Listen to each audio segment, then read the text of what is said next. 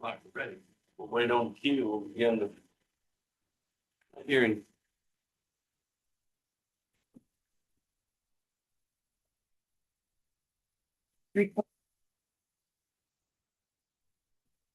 Well, good morning again. We'll get started. We have a hearing today.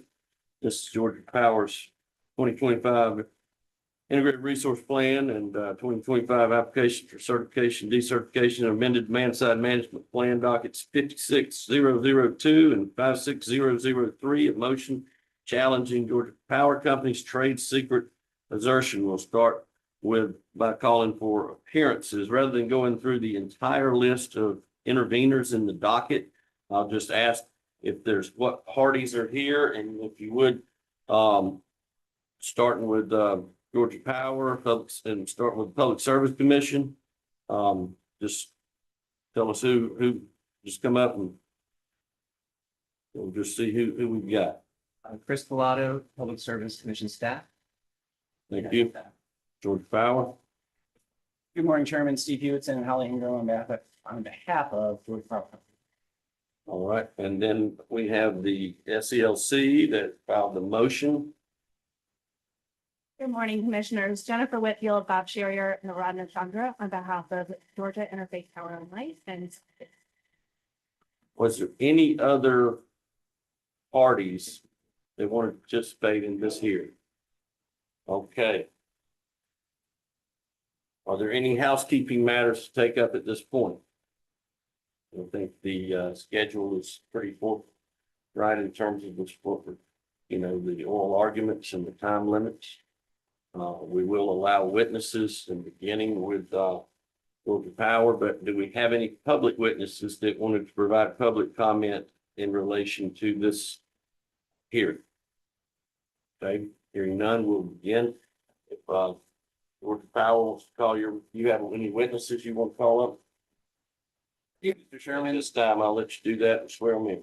all right, Georgia Power calls Mr. Michael Robinson, Mr. Randy Hubbard, and Mr. Matthew Bowers to the stand. Okay.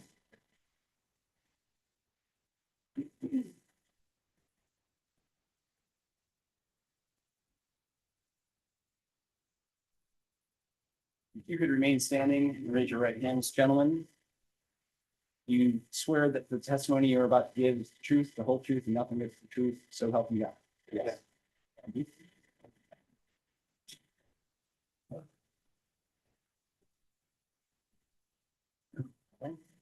I believe the commission is familiar with each of these gentlemen, but just in case, let's go ahead and have them introduce themselves. I'll start from my left. Mr. Robinson, would you please introduce yourself and give your roles and responsibilities for the company? Yes, good morning, Commissioners. Mike Robinson, Vice President of Grid Transformation for Georgia Power Company. And my team is responsible for planning policy for transmission and distribution for the Good morning, Commissioners. My name is Matthew Bowers. I'm the IRP Project Manager for Georgia Power. I led the end of the 2022 IRP, but also the development, defense, and implementation of the 2023 IRP update and the 2025 IRP. Good morning, Commissioners. My name is Randy Hubbard. I'm Director of Resource Planning for Southern Company Services. My team supports Georgia Power and the sister operating companies with their integrated resource planning efforts. Gentlemen, to expedite the presentation of your testimony and your explanation of these documents, I'm going to skip straight to the documents that are attached as exhibits to Gibber's motion. I will ask each of you in turn regarding the specific documents. If you look at, and I believe the commission probably has a copy of Gibber's motion, so I will refer to them in order to avoid disclosure of any trade secret information this morning. I'll refer to them as their exhibit numbers and give a short explanation, if I can, about the specific document. So the first one is Exhibit 2A to Gibber's motion, and then and that is part of the 2025 IRP financial review that was marked as trade secret in the original filing in the IRP. Mr. Hubbard, I believe that document is your responsibility. Sure. And so, yes, the financial review document is the document that's filed. It's a required filing in each of the IRPs that Georgia Power files, the triennial IRPs. It provides a look at several things. It has detailed Aurora modeling information that is used along with financial framework information that is used to look at relative rate impacts across a number of scenarios that Georgia Power is required to file in their IRP, including the base case, and then other scenarios that look at higher gas prices, price on carbon, and other future scenarios as required in the IRP rules. Why would it be harmful if the information that's been marked as trade secret in the company's file would be disclosed publicly? So there's two reasons. One, showing the relative rate impacts could provide insights into the rate for which Georgia Power would use in its discussions with potential new customers coming to the state. So it could disadvantage Georgia Power in competing for new customer growth and economic growth in the state of Georgia. The other part that could be hurtful is, as I mentioned, there's detailed Aurora analysis that's used in this document to support this document. Some of that detailed analysis provides insights into the company's revenue requirements for new generation development. Someone could use that information to tailor a bid in the many RFPs that Georgia Power issues for its customers to better know the company's cost and could raise their price of their bid up to the company's cost and increase cost to customers. What does the company do to maintain the secrecy of this information? A number of things. One, as you can see during the IRP proceedings, we mark everything trade secret, protect that information as trade secret, and creating both trade secret versions and public disclosure versions of the documentation. Within the company ourselves, we have different technology frameworks, and we segment who can have access to certain networks. So we segment access control internally, and also we limit, even for those that can have access to that information, we limit this information to those that really need to know the information. Thank you, Mr. Hubbard. I want to turn to Exhibit 3A, and I'm going to group that with Exhibit 4A. Exhibit 3A is the external peak adjustment for large loads, and Exhibit 4A is the winter coincident demand peak adjustments by class. I believe these are your documents. If you could give a brief overview or explanation what the information is contained in the trade secret portions of these documents. Sure. Commissioners, Exhibit 3A contains the risk-adjusted loads that Georgia Power expects from its large load pipeline. So as you're aware, and as we've explained in the 2023 IRP update, as well as the 2025 IRP, the company takes the announced load from customers, and we run that through the company's proprietary load realization model, adjusting for various stages of each of the projects. For example, the project selected the state, has the project selected an electric service provider. What kind of project is this? Is this a hyperscaler, a data center developer with or without tenants? Is this an industrial customer? And then we adjust for load ramp delays as well as load materialization. And so those are the adjustments that are made within our proprietary load realization model that produces the risk-adjusted loads that are shown on this page. And why would it be harmful to customers and to your power if this information would be released publicly? Disclosure of this information, commissioners, would harm Georgia Power's ability to procure the best pricing for its customers. It would also could effectively slow economic growth through the state of Georgia. As you're aware, we compete, even though we're the only regulated electric utility in the state of Georgia, that doesn't mean we don't compete for load. So within the state, we compete with 41 EMCs as well as 52 municipalities. And so we compete for large loads, that is loads that are 900 kilowatts or greater, through customer choice and the Georgia Territorial Electric Service Act. And so we compete internally with a significant number of electric service providers within the state, but we also compete for economic development projects with other states and with electric service providers and utilities across the country. So it's clear, Georgia Power, even though we're regulated, the only state regulated electric utilities who compete within the state and across the country. Disclosing this information, the risk-adjusted loads, because we've also provided the announced loads of these projects in our quarterly large load economic development reports. Competitors could back into a risk adjustment factor that we produce through that proprietary load realization model and effectively better plan for large loads and make better pricing offers to those large loads. So that would effectively erode Georgia Power's competitive position, and it harms our ability to obtain the best pricing for our customers. As well as for the state of Georgia, it could lead to potentially fewer economic development project wins by the company, potentially fewer for the state.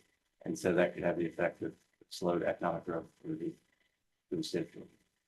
Mr. Bowers, can you better define best pricing for customers? Best pricing of what?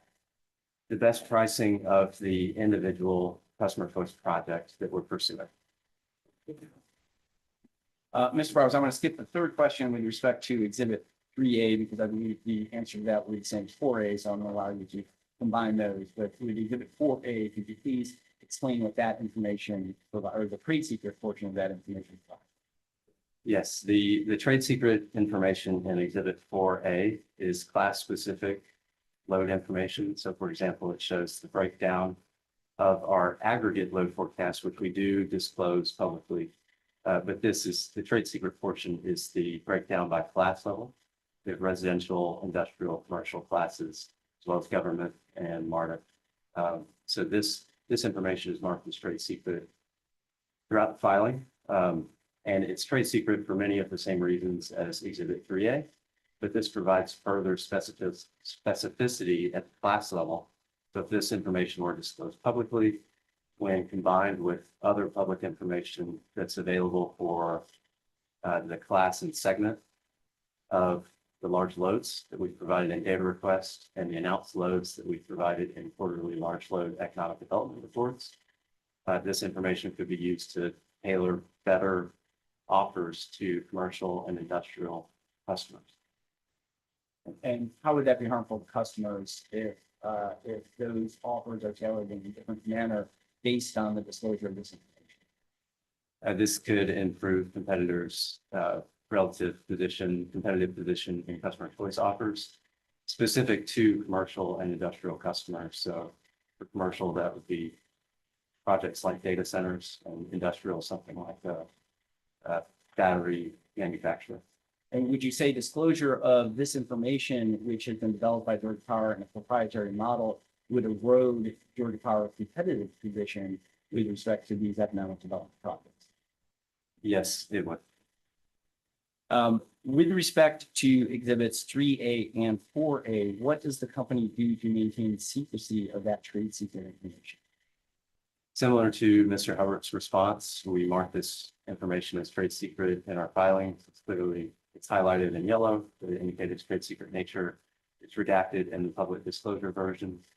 And similarly, on an internal basis, we protect access to the information on a need-to-know basis. Shared drives are managed at a department level. Also, our team sites that we use to collaborate across the company. Access to those sites is managed to prevent unauthorized access. And we also take with internal training within Southern Company on records management, data privacy. We also conduct specific trade secret and attorney-client training that's conducted by our counsel ahead of each IRP filing. And when you say unauthorized access, do you mean both virtual and physical access to the information? That's correct. Specifically, as it relates to Southern Power, which is an affiliate of Southern Company. In accordance with FERC orders, we must maintain virtual and physical and functional separation from Southern Power. So they're located on different floors. We have batched access to our information, and then from a virtual standpoint, our information is completely separated from anyone at Southern Power Company so that they cannot access this information because FERC put these protections into place because information such as resource planning information can provide a competitive advantage if not disclosed to others at the same time. And does Georgia Power additionally track access, track who accesses this information to ensure that compliance with its procedures and policies with respect to the limitation of access to this information is adhered to by its employees? Yes, we limit access to individual employees, but we also go further than that within IRP proceedings. Interveners and commission staff will request certain information that is trade secret, and we host that information on a share file site or an FTP, a file transfer protocol site, where we have individualized credentials and access to the trade secret information, and that information is additionally only available during that specific docket, after which we remove the information and remove access to the trade secret info. Thank you, Mr. Bowers. Moving on, I should have announced during a housekeeping matter that people have informed me that they have withdrawn their challenge to exhibits 5A and 7A. So I will skip those this morning and go to 6A. Mr. Hubbard, back to you. This is the technology cost and performance summary. Could you please give a brief explanation of what this information is? Sure. So the technology cost performance information is actually a piece of a larger document that's included in the IRP filing, which is the resource mix study.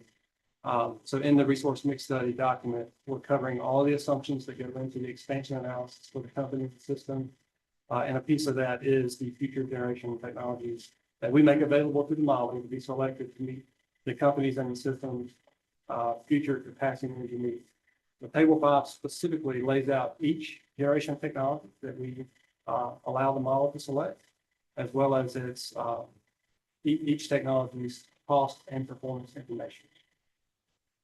Mr. Hubbard, why is it important for the company to have as precise of information with respect to these technology and performance costs as possible? So there's during the IRP, we spoke about this. So there's really a few things that's really important about the resource mix study. Number one, it does provide an indication to the company of what types of resources would be economic for customers' future capacity energy needs. So it is very indicative of the types of resources that we would solicit or seek to propose as a company-owned proposal. But two, a very important piece of it is these cases, along with all the existing resources, the expansion plan resources, along with existing resources, are used in production cost modeling, and a key deliverable or data point from that are the avoided energy costs.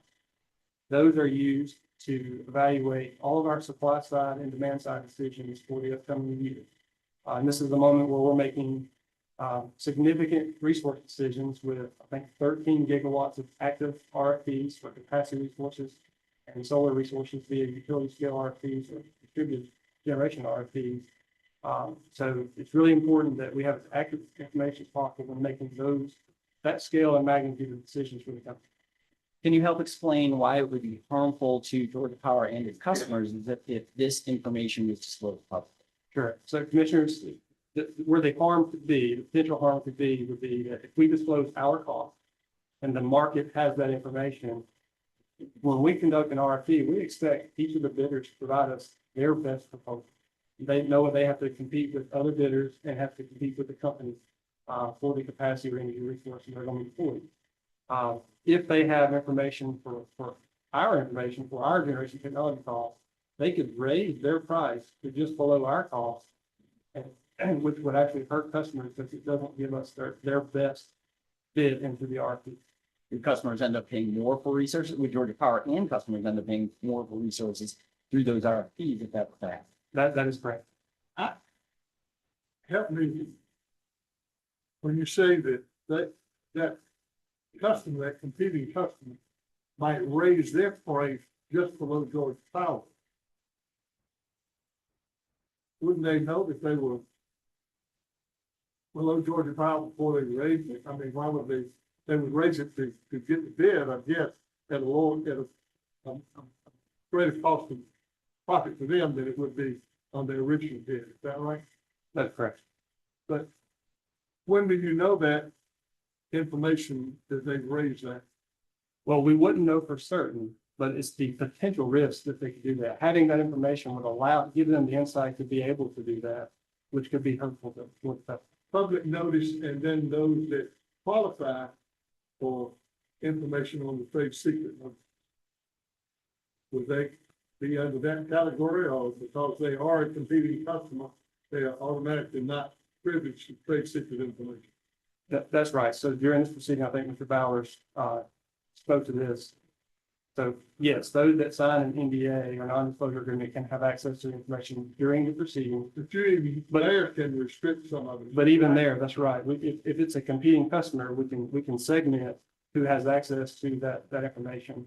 And we would not allow a competing customer to have that information even during the proceeding. And in fact, to add to that, Mr. Albert, and Commissioner McDonald, we have in the 2025 IRP proceeding limited trade secret information and distinguish between whether an intervener is a potential developer and therefore competitor with the company versus one who's not. And information was not provided, information related to technology costs and other information that they could use to manipulate their bids was not provided to interveners who might also be bidding into RFP. Is that right, Mr. Bowers? That's correct. What else in addition to marketing as trade secret and maintaining it as trade secret, in the normal course of business, what does Georgia Power and Southern Company as a whole do to maintain the secrecy of this data, Mr. Hubbard? So much like the response to the first question, we market as trade secret. We highlighted yellow in the proceeding to make sure it's very obvious that it is trade secret, and the public disclosures is redacted. The IT networks or technology networks, we segment those. So it's everything that I said in the first response and what Mr. Bowers added in his response. Okay, thank you. Skipping to Exhibit 8A, Mr. Robinson, these are the estimated transmission costs for project level costs. Could you explain what's shown on Exhibit 8? Yes, Commissioners, this exhibit includes all the project details, all the projects that are in the 10-year plan for the ITS, for the integrated transmission system. It includes information on location of projects, so the zone ID of where it is in the state, the year that's identified in the 10-year plan, what we call the TEAMS number. TEAMS is our estimating system. It's explained in volume 3. The project name often gives spot and end location, particularly talking about transmission lines. The specific need date that's identified for that project in the previous 10-year plan, so the 24 need date is defined. And then that's for this 10-year plan is the need date that's specifically identified.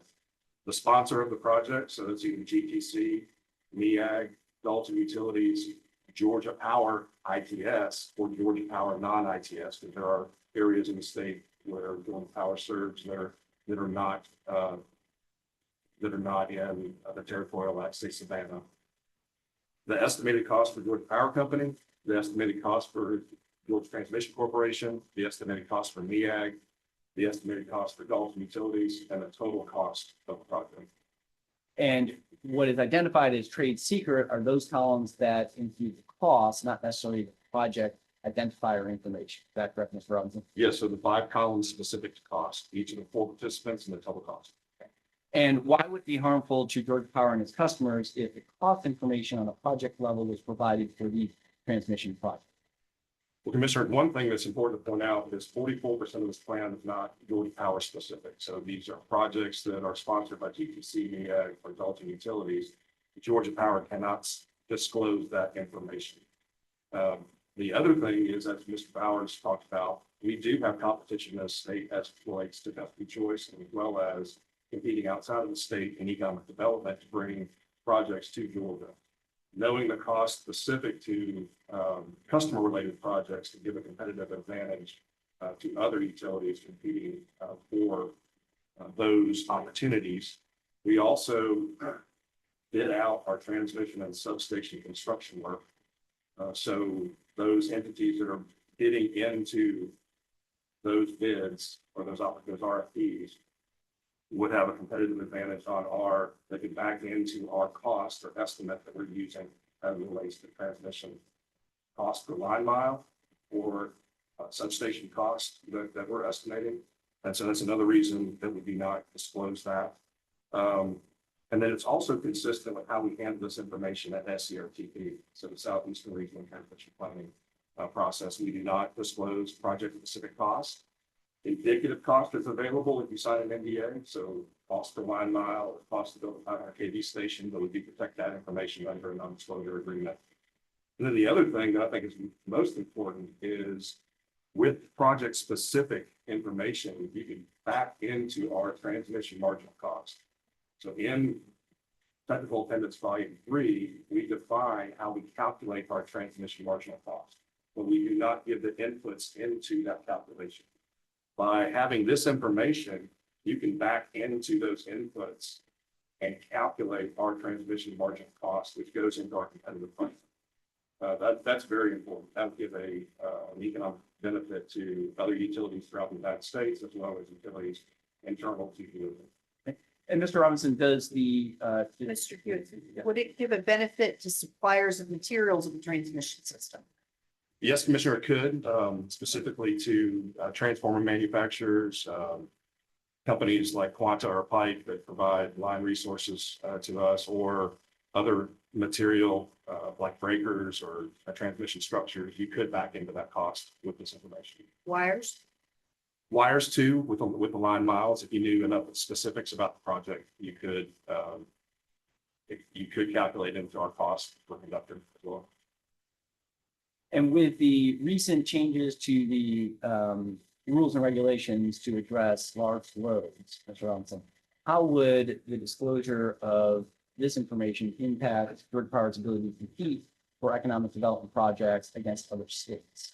But as I mentioned, that transmission marginal cost that we calculate is an input into that minimum bill calculation as it relates to the new rules and regs. Okay. And then rules and regs require the large load customer to pay for its share of costs, which would be set forth in publicly disclosed information. Would it hinder Georgia Power's ability to compete for those projects and negotiate with those large loads? It certainly could be. Mr. Hubbard, sorry to do this to you, but I wanted to go back and ask you another question. Because you were one of the witnesses in the IRP who had to handle these questions. And during the IRP, there was testimony from other witnesses in the proceeding about other utilities in the country that disclose the generic pricing or their expected costs of generation and performance data. And I wanted to point that out to you and ask you why Georgia Power treats that information different than these other companies who disclose this information publicly. Yeah, so first, let me just touch on the other companies. I can't really speak to why they do that. I know they have different regulatory requirements, different legislative requirements. Some are in different market structures than we're in. Some may or may not have RFP rules, and then even within that, carve outs for company proposals or not. I cannot speak to all the details. I just know for us, back to what I stated earlier, the importance of these expansion plans, when they're used to make billion upon billion dollar decisions, it's important to us to have as precise information as we can get that's kind of tailored to our system, that's site specific or region specific, because we're using it to make those significant research decisions, both on the supply side and demand side. Thank you, Mr. Hubbard. Gentlemen, thank you for your time. Mr. Chairman, I will turn them over for cross-examination unless there are further questions from you. Just a quick question. You mentioned, and thank you. You mentioned the non-disclosure statement. You might be able to answer as well. How often do you have a breach for that?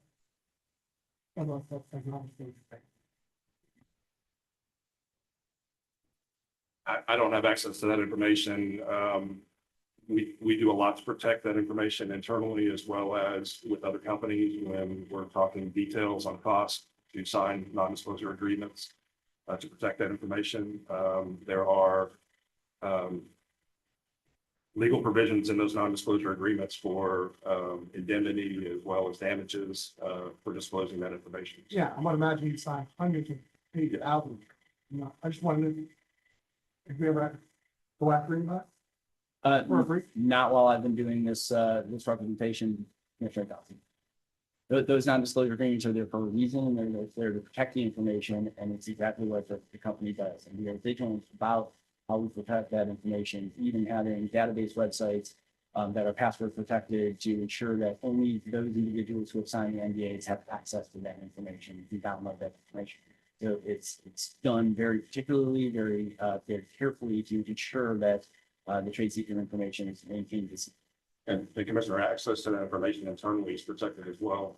So as Mr. Bowers mentioned, the employees that have access to that information are on secured floors. So over at the 241 building, the connector building that sits to the side, our transmission planning and our project management teams sit on the third and second floor. Those are restricted. You have to go through pool compliance and a background check to get access to those floors. Access to our estimating system is also restricted. So the team system that I mentioned, how we estimate those, has all this information in it. You have to go through what we call pool compliance, which is our access program where management approves your access and you have to read certain terms to access that information. And then other places where that information is shared is restricted as well. So our T&D council meeting that I've mentioned before, testimony where we approve these projects is restricted on attendance. And the documents associated with these presentations are also labeled as confidential. You take your non-disclosure seriously.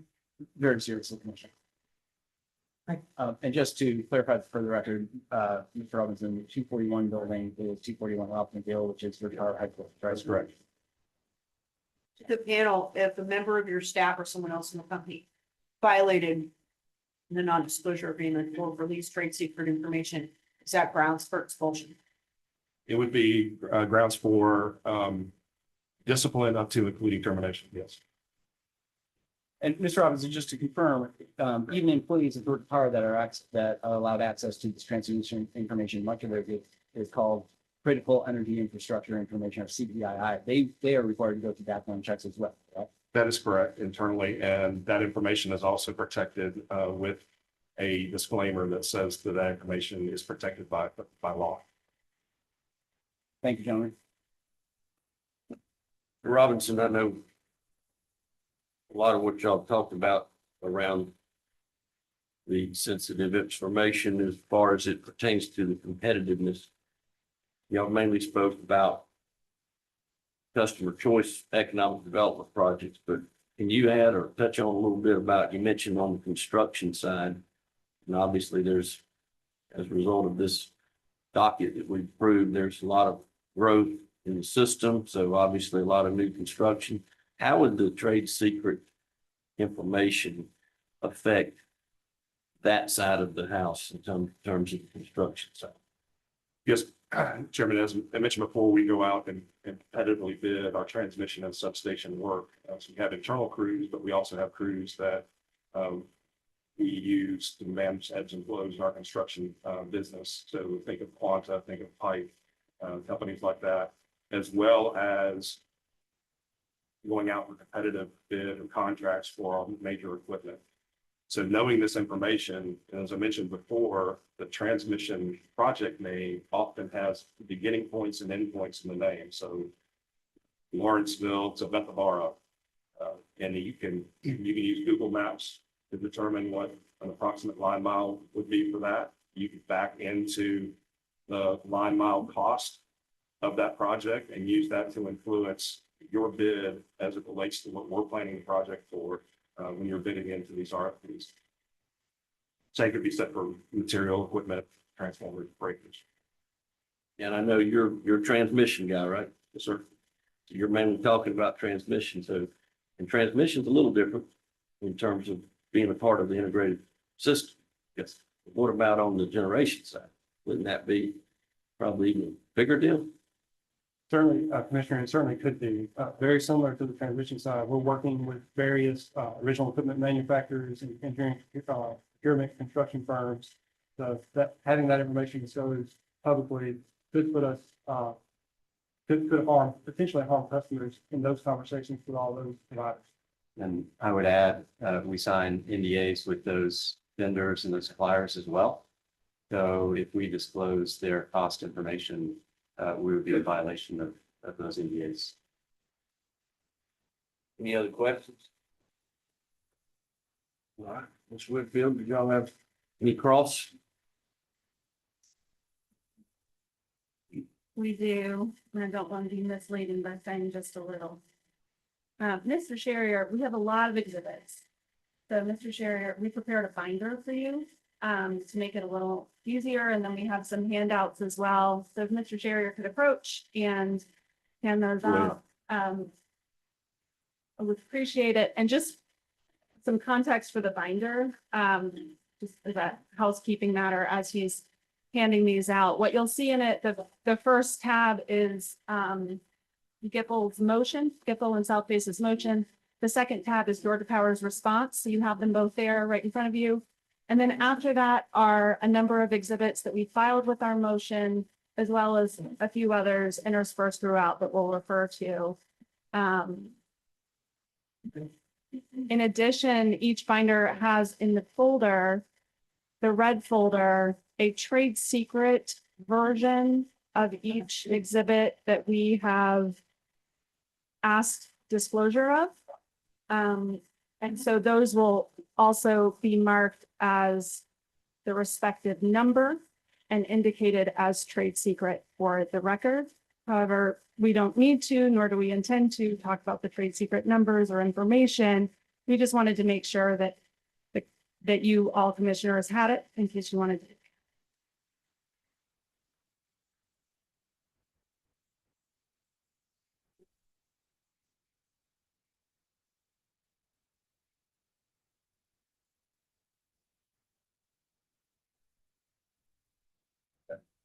Ms. Whitfield, the pulp paper industry, thanks you once again. I'm trying to support the forestry industry.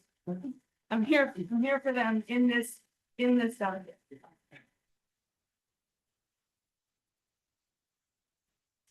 And I'll start by talking about 2A, which is the revenue requirement exhibit. So Mr. Hubbard, it sounds like that's you.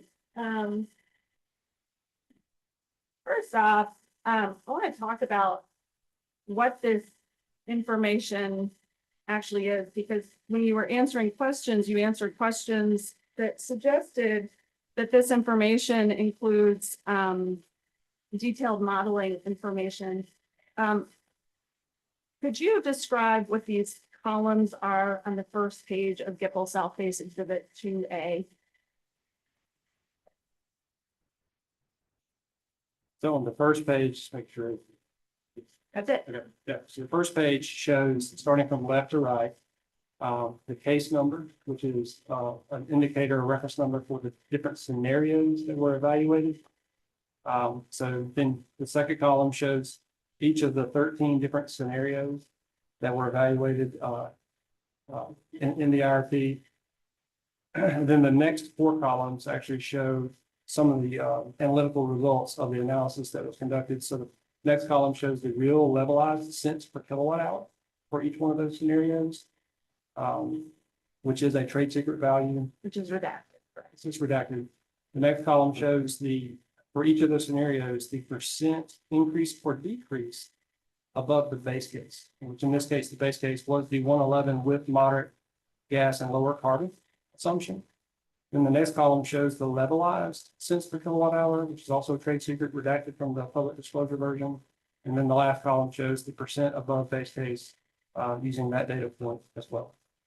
The best you can, what is the real levelized cents per kilowatt hour represent in plain English? Why do you provide it? Why is it useful? So rates are expressed in cents per kilowatt hour. So it does as good a job as it can with the data that it has to try to represent a relative rate impact, not a specific rate impact, but a relative rate impact for the different scenarios that are evaluated. So For example, if you had the base case and then add to the base case a higher gas price as opposed to a moderate gas price, what is the relative impact, the rate impact to customers? It's not used for specific rate making. It's just to get relative guidance on these scenarios. Why isn't it used for specific rate making? Well, I'm not a rate expert. So we'd have to ask someone else on what's used for specific rate making for Georgia Power. Might it be because it's an estimate at this stage in an IRP? Yes, a lot of this is an estimate at this stage of the IRP. In addition, this exhibit reflects the incremental costs to pay for the requests made in this specific IRP, correct? Could you be more specific on your question there? Sure. This exhibit is reflecting the rate impact of the requests in the 2025 IRP, if they were all approved in this, correct? This is actually not. So the things that Georgia Power requested in this IRP, for example, the unit uprates at McIntosh, the nuclear uprates, those were not embedded as an assumption in this analysis. So this would not represent the relative rate impact of those decisions. So which decisions are embedded in this now? So all of the existing assumptions for the company's existing fleet, and then for each one of these scenarios, the future generation technologies that were selected as part of the expansion plans for each one of these different scenarios will be represented in this analysis. And I would add that the specific extensions of plant share unit 3 and plant gas in units 1 through 4 and unit A are also represented in the assumptions within those cases. So it sounds like most of the requests from the 2025 IRP are reflected here. Some of the requests are. Okay. Would you describe this as an incremental reflection of the levelized cost of those assets that are included? Yes, I think you could describe that. And it compares to create this levelized cents per kilowatt hour, you're relying on revenue requirements, correct? That is one of the data points. That is Okay. correct. And in addition, if you flip the page to the next page of Gibble South Base Exhibit 2A, it shows some of the information that's used to calculate that information on the original table, correct? That is correct. And that includes total annual revenue requirements, correct? It does include total annual revenue requirements. Total annual gigawatt hours, Yes, nominal average cents per kilowatt hour, and levelized revenue requirements, minus a few other columns there, correct? that is correct. So this information here is designed to reflect the annual revenue requirement of the assets, of some of the assets that are being requested by Georgia Power in this IRP, correct?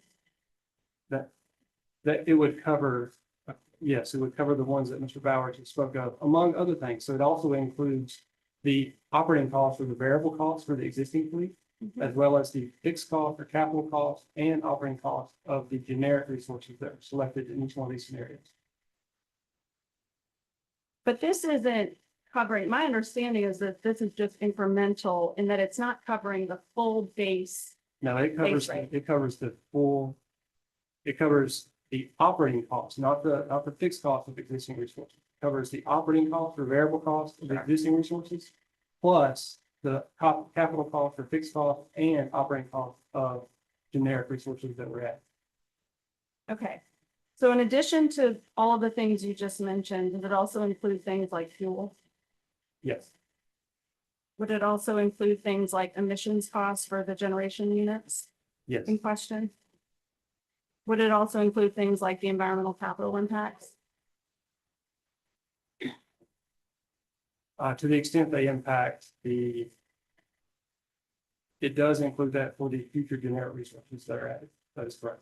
And as we've already discussed, it includes a number of different kinds of requests from Georgia Power included in this IRP, not all of them, Not all, but a number of different kinds, correct? it does. And that includes gas requests related to uprates, That was the one that I mentioned is not But included. that's the one that's excluded. So Mr. Bauer said, so the unit extensions. Yeah. So that the unit extensions are included in the analysis, but the unit upgrades at McIntosh, the gas upgrades. Yeah. The nuclear upgrades, they're not included. Okay, As well as, I would add hydro modernization costs are not included in this estimate. okay. So this includes there's a lot included.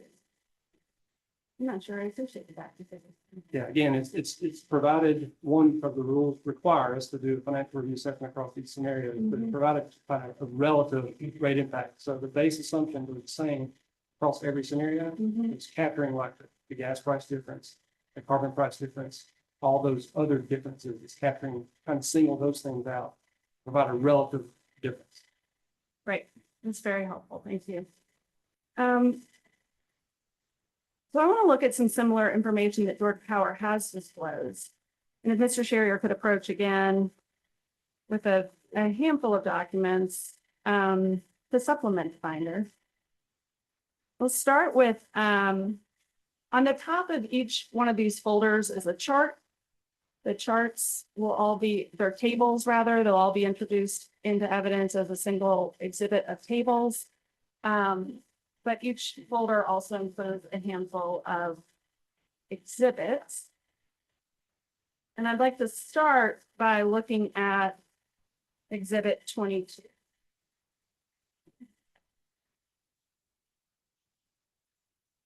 I'm sorry, could you point us to which is exhibit 22? Okay, I think we found it. This one. Got it. Do you recognize this exhibit?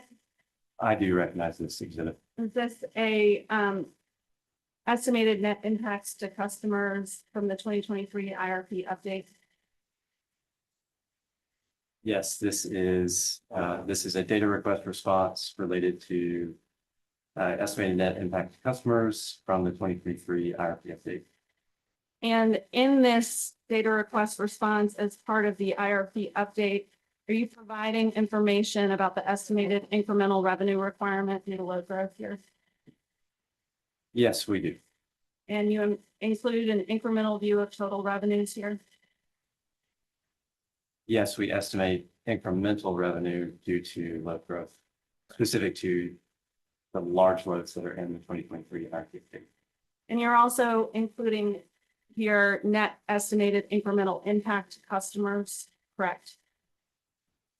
That's correct. And estimated rate impact as a percentage, correct? That is correct. And as you can see, this document at the top says public disclosure. These are all publicly disclosed. That's correct. I would add that because this was in the 2023 IRP update, and this was between cycles for the company. It's not a triennial IRP filing that is normally followed by a rate case that this commission hears. We endeavored to provide as much information as we could specific to the incremental resources that we requested in the 2023 IRP update and the incremental load growth specific to that IRP update to explain and justify the requests in the 23 IRP update because it was such an unprecedented time where load growth increased tremendously and it advanced our capacity need a full 3 years from winter of 28-29 to the winter of 25-26. And you'll recall, of course, that at the time of the conclusion of the 2023 IRP update, there were projects included in that request that still required work to be done, still required contract and or bidding to be done, correct? That's correct.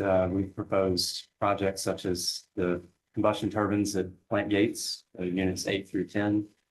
We proposed company-owned battery energy storage systems up to 1,000 megawatts, received approval of 500 megawatts. So yes, we included cost estimates for those projects that we marked as trade secret in that proceeding. I'd also like you to turn to your binder, GIFL Exhibit 20. It's in the binder because it was included with our original motion.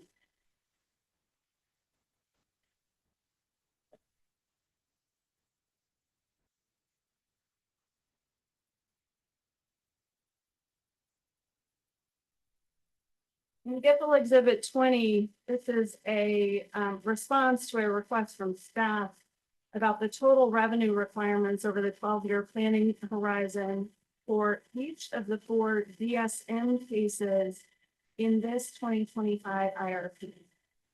You see that? Yes, we see it. And in that response, you provided the present value total revenue requirements for each one of the proposed cases for 2 different scenarios, correct? That is correct. And this is a public document, correct? That is correct. Let's look at Exhibit 21. Can I add something to this real quick?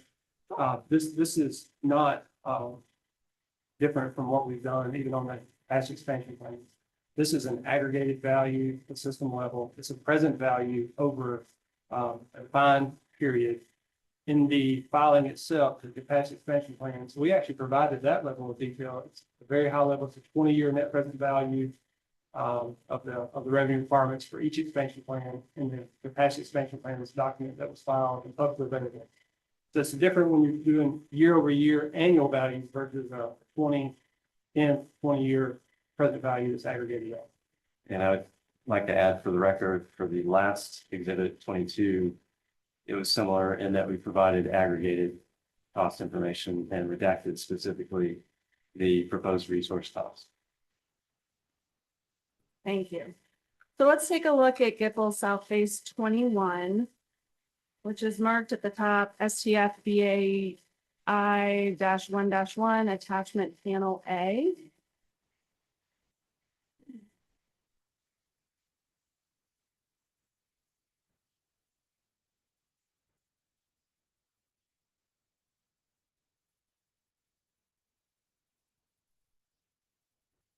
You'll recognize this document as a document that is similar to documents that are produced routinely in rate cases, and it provides information about a number of financial pieces of information, but including revenue requirement driver information, correct? Excuse me, counsel, which docket is this exhibit from? This is from the 2022 rate. Thank you. Could you repeat your question? Yeah, I was noting that this is a document that is similar to those found in the rate cases and that it provides detailed financial information. This specific document on page 3, for example, includes a detailed breakdown of revenue requirement drivers and the projected financial cost for those in the projected years ahead of 2023, 2024, and 2025. You see that? I see that, yes.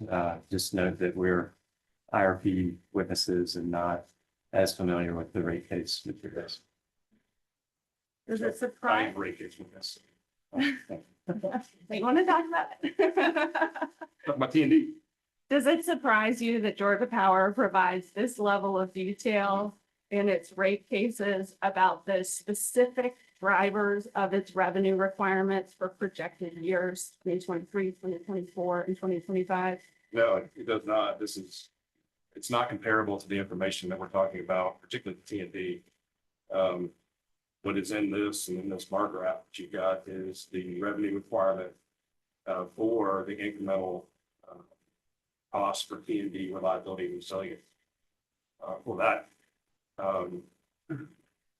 category specifically, there's many more things that go into that category than just the 10-year plan items. It could be reliability, capital maintenance, could be commitments like DOT relocations, could be NERC requirements. So there's many other things that go in that bucket. So it does not surprise me if we disclose that, but you cannot get to the same information that I've mentioned before by just that number. We'll get to transmission, I promise. Right now, I just want to focus on the revenue requirement piece. So knowing that this was disclosed in 2022, has Georgia Power suffered economic harm as a result of this disclosure? I'm not aware that we have. And as it relates to the T&D items, of economic harm that I spoke to before cannot be calculated or deduce from this information that you have in this exhibit.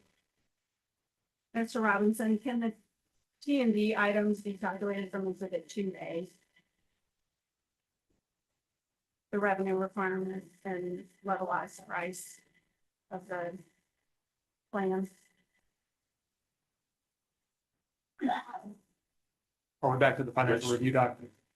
Yes. That revenue We're still requirement there. does not include apprenticeship.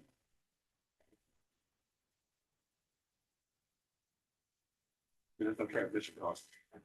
So would it surprise you, or to put another way, back up, are customers paying higher prices as a result of the disclosure of this information?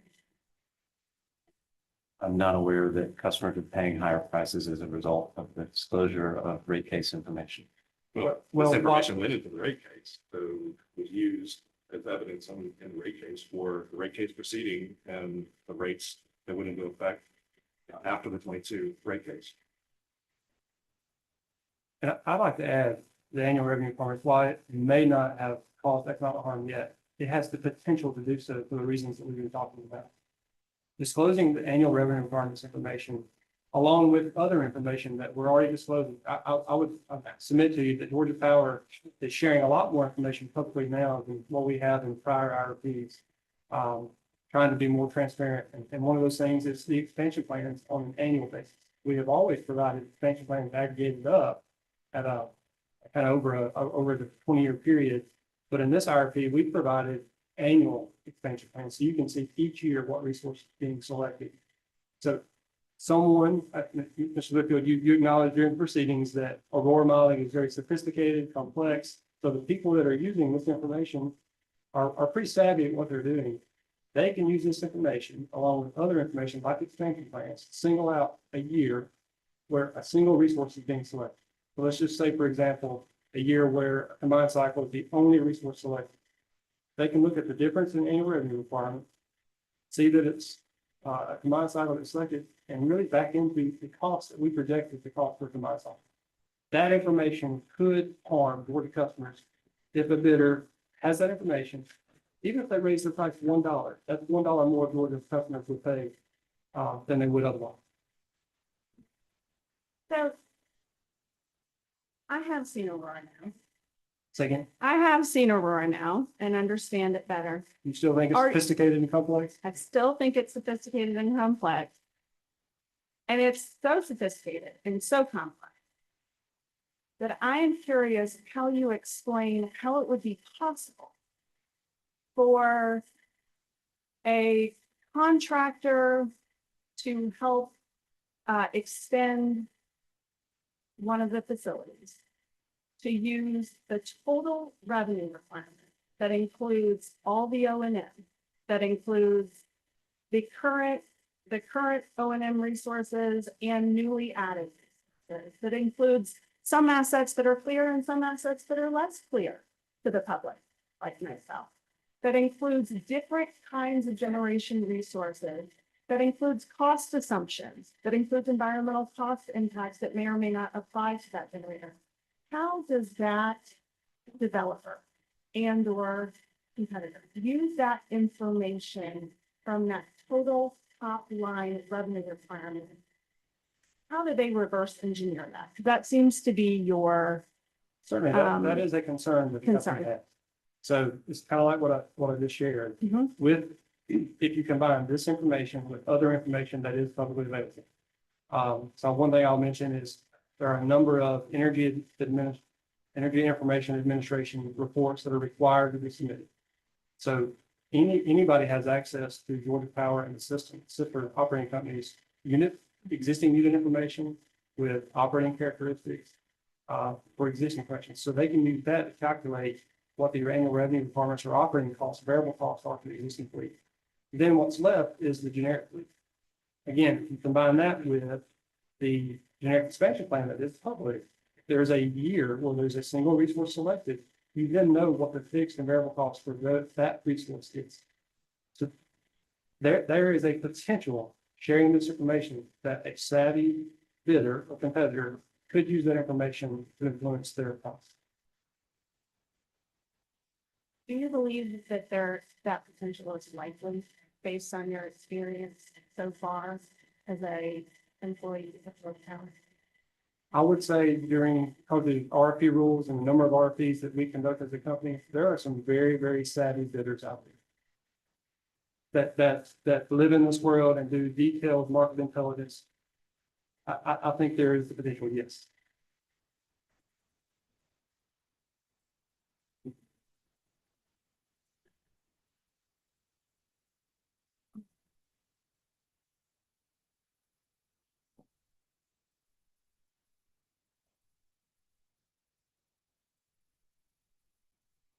So you also mentioned that you were concerned about the rate impact that this could have on your direct testimony. And specifically, you mentioned how you were concerned that large load sophisticated customers might use somehow this high level collated data point to increase their position when negotiating their contracts, their price contracts with Georgia Power, correct? Yes, could you restate that? During your direct testimony, you indicated that this information could cause harm to Georgia Power because of the way a large load customer could use it in negotiations with Georgia Power when trying to establish its price. Which information are you referring to specifically? I'm referring to your testimony about Exhibit 2A, the revenue requirements, still on revenue. Okay, I'll speak to a portion of it that Mr. Bauer can add to if he finds it necessary to do so. Where I was coming from was with the relative cents per kilowatt hour, it wasn't necessarily the customer itself that could use it. It's other competitors. But the ones that Mr. Robinson spoke of within the state of Georgia, and the ones that Mr. Bauer spoke of within the state of Georgia, but also outside of the state of Georgia. If they have that information, it could give them an advantage over Georgia and limit growth, economic growth in the state of Georgia.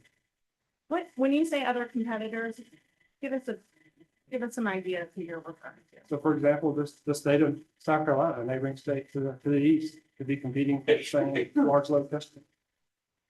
And we often do. Okay. And I mentioned the transmission component of that. And if you back calculate into marginal cost of transmission, that is an input that goes into our minimum bill calculation. And if you know that number for generation, those are two main components of minimum bill. And certainly a customer could compare our cost minimum bill to cost in another area and use that as a competitive advantage. And I would just add, so we've established that we compete for load within the state of Georgia and with other states.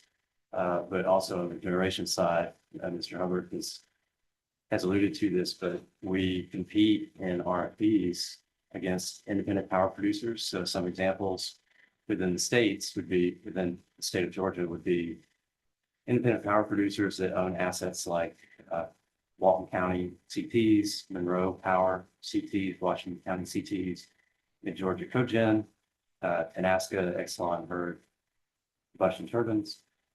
We compete with independent power producers in those RFPs where we put forth company-owned proposals with certain price, gets ranked and evaluated against any existing assets within the state that are also bid into those capacity RFPs. And then in terms of new builds, so those are just existing assets. In terms of new builds, we also compete there, whether it's gas or battery energy storage systems or solar. And we're competing against entities such as NextEra Energy Resources and other solar and storage developers. One quick clarifying question. I think I may have misunderstood you, but Mr. Robinson, did you just say that large load customers can identify Georgia Power's minimum bill from the annual revenue requirements for its 2025 IRP plan? No, I was Did talking get about the that? transmission cost and back calculation into marginal cost of transmission, which is a component. And so Got could use that as a comparison across the nation as it relates to those elements. Understood. Okay.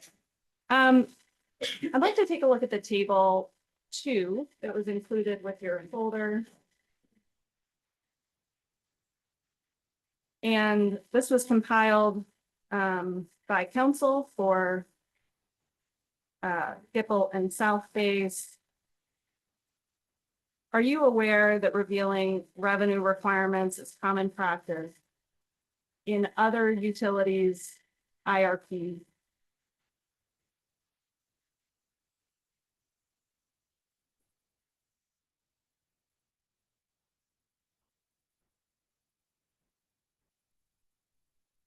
Can you let me know or let us know, are these aggregated present value revenue requirements or these annual revenue requirements? As I mentioned earlier, we provided publicly aggregated present value revenue requirements in this IRP. Let's take a look.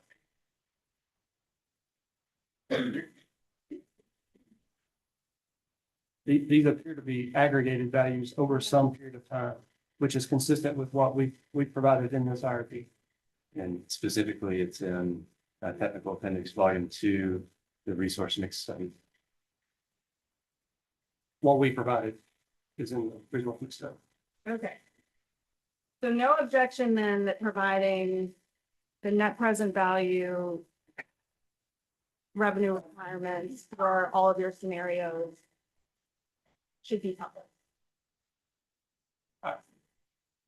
Yeah, I would submit to you, we've already provided that publicly. And so I think this exhibit is actually misleading, has the company's IRP information blacked out. We actually provided that. So if you were to take that out, it would show us being consistent with other companies out there with this level of detail of information. Well, I appreciate you clarifying that. And if that's in fact the case, then I agree with you that this is misleading. Because it would suggest that you're not disclosing something that you are. So I'll move on. All right, let's go to large loads.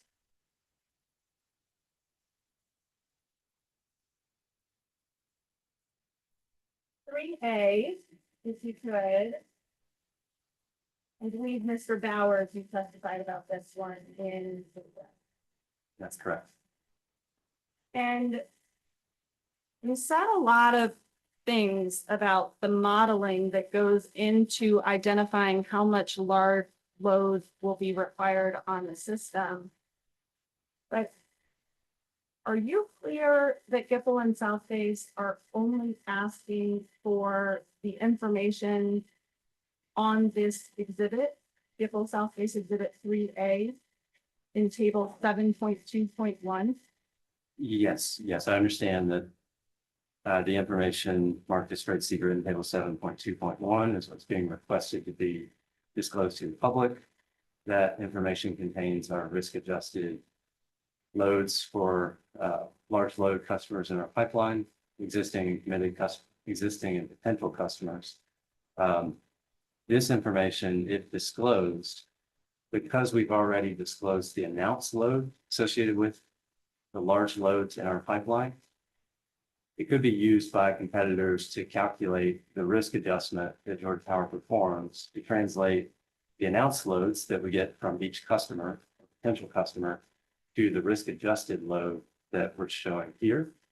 For example, that would be a percentage. If they divide these values by the announced load, they get a percentage. That percentage would reflect how we risk adjust the large loads. It gives competitors better insight into how to plan in similar ways to Georgia Power for large loads. And that could improve their pricing offers and erode our competitive position for customer choice loads. Do you agree that most information that Georgia Power provides here about how it works with large loads provides companies better insight into how Georgia Power works with large loads? I think we provide a high-level methodology, but we do not disclose the specific inputs and assumptions that are within our load realization model. For example, the probabilities that a customer or large potential customer would select the state, select Georgia, that its load will materialize, and how much of a delay we expect from that load. From table 7.2.1, could a customer identify P1 of the large load realization model? Not from this information alone, no. Could But they identify P2? It could not identify P1, P2, or other inputs in the load realization model. However, they could back into the total risk adjustment, which is what we're trying to protect here, commissioners, because in effect, let's say, I don't know the specifics of how our competitors operate because they're not required to disclose their process, their methodology. But if they were to adopt this risk adjustment that Georgia Power is using, it could lead a competitor to pursue a large load that they might have otherwise thought they couldn't pursue. That erodes our competitive position. That is harmful, potentially harmful to our customers. So we agree that this is a number that simply reflects the output from that large load realization model. That's correct. And it does not reflect, nor could one reverse engineer the materialization assumptions that go into that model. They could calculate an aggregate percentage of those various inputs. And the aggregate percentage isn't part of that model, correct? It is the model. This is a proprietary model that Georgia Power has developed that we believe gives us a competitive advantage to translate that announced load that we get from customers to this risk adjusted load. It's the output, correct, of the model? This is the output of that proprietary model. Correct. And other than the percentage of the total announced load in the pipeline, which I agree this would reflect. Other than that one piece of information, the other assumptions that all of the assumptions that go into a large load realization model cannot be parsed out from this number, correct? They can't, but the one piece that we're trying to protect here, why would we disclose this and erode Georgia Power's competitive position and potentially harm our customers?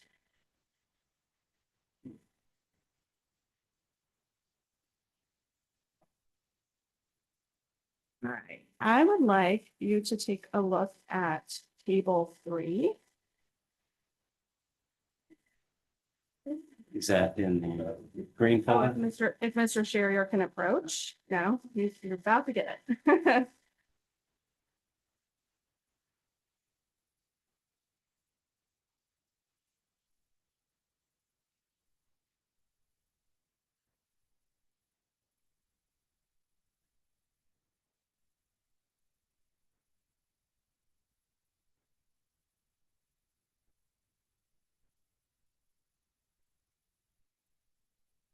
You understand that a lot of other utilities, of course, are going through the same shift with large load customers and figuring out the best way to move forward with incorporating large load customers into their grid, correct?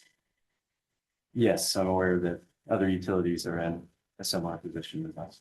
And are you also aware that other utilities are disclosing as part of their IRPs how much of that load they expect to need to plan for? I'm not aware of how much they disclose large load projections. Let's take a look at exhibit 3B on your binder.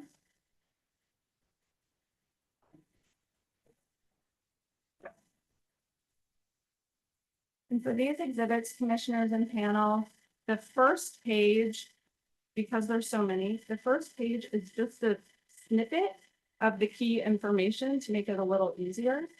But the supporting full pages are immediately behind those. So the first page is an excerpt.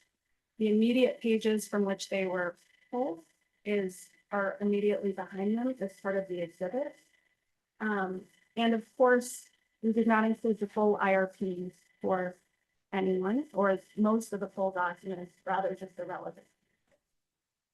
So for this one, you see here Santee Cooper's projected winter peak demand. Do you see that? I see that. And do you see that they also are providing a range of projected potential new large loads as part of that. See that, it appears to be a probability distribution of their large load. All right, if we could turn to exhibit 3. I will note that figure 3, Georgia Power also provides aggregate winter peak demand in its IRP. Publicly, Sure. Yes, but not for large loads.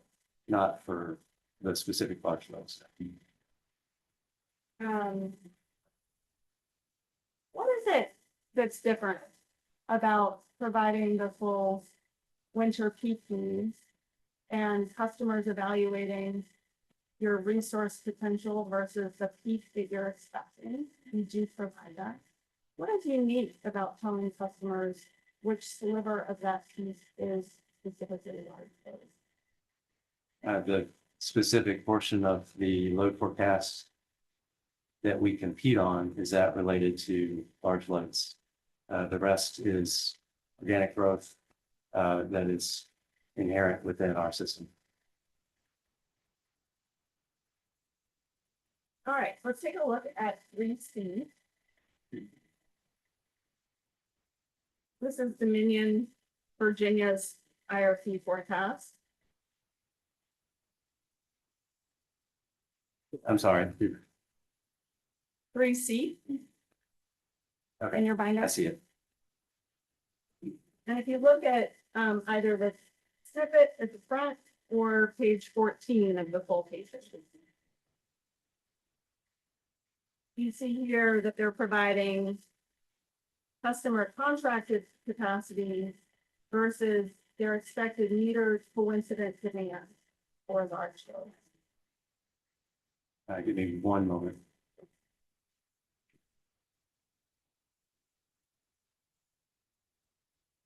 I would just like to point out that, kind of mentioned this earlier, we don't, for these other utilities that do share this information, we don't really know what their regulatory requirements are, if they're required to disclose it by the regulators or their state legislators.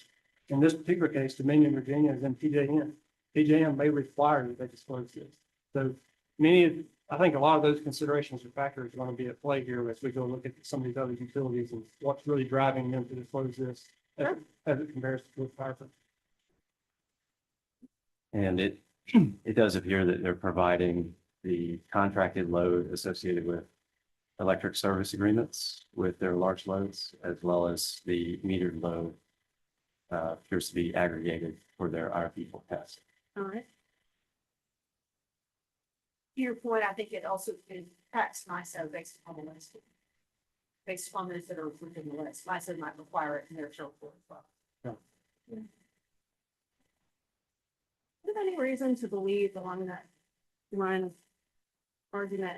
Is there any reason to believe that other utility commissions don't want to protect their utilities from economic harm? Other utilities may be in markets that are different than Georgia Power's. We have customer choice here in Georgia. We have an integrated transmission system that doesn't exist anywhere else in the United States. Many of these that you have examples of are in different market structures that, as Mr. Hubbard said, may require this type of disclosure. So I can't speak to the specifics of those, but I can tell you that Georgia Power is very different than many of these utilities that you've listed here. Mr. Robinson gave you a fair answer. I'm going to Yeah. come back at you with this. Yeah. That's an appalling question to ask a utility whether or not they think other state utility commissions don't work in the best interest of their customers or protect their utilities or work with their utilities. But if I asked you what your opinions are of other interveners that come before this commission, do you believe that they act in the best interest of those that they represent in their intervenership? It's a completely preposterous question to ask. It's my bill. I think You're asking a utility to analyze the work of another state utility commission. They don't work in that state. They don't come before that commission. well, that is certainly information for this commission to evaluate and consider and evaluating all the facts before you. Evaluate your bad questions. Yeah. All right, let's take a look at Exhibit 3E. This is Duke Carolina's resource plan. And then this one we have, Duke Energy Carolina and Duke Energy Progress. And I believe this one is reflected in megawatt hours for their large load forecast. You see that? I see it. And this is the adjustment that they are using in their forecast attributable to large site development. Correct? That is how it's labeled. Okay. And let's take a look at exhibit 3F.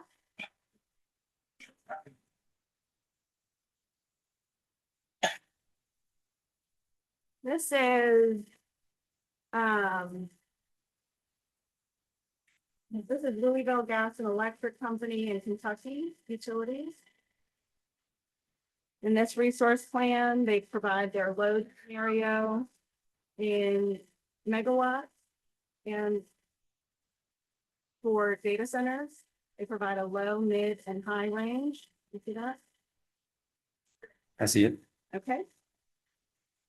And Do you know, in this case, is this an announced load or a load that's actually in their load forecast? That's different. These Georgia are announces, Georgia shares the announcement. sure, these are load forecasting. And then 3G is Indiana, Michigan. And these are forecasted loads for their large loads, which they call hyperscale. You see that? These are by megawatt. I see it.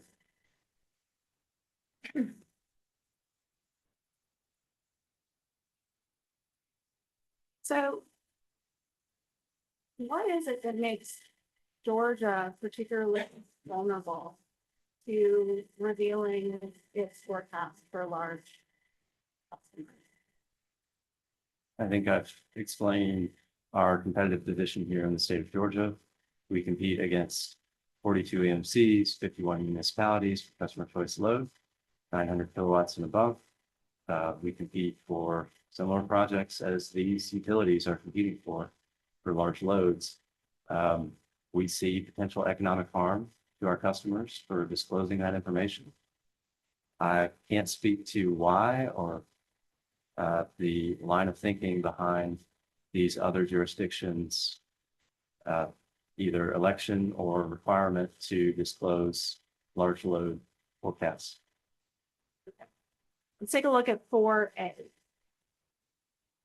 And my understanding, please correct me if I'm wrong, but my understanding is that Georgia Power's theory of how revealing this information harms Georgia Power is because a sophisticated customer could use this information and back into the information in the prior exhibit.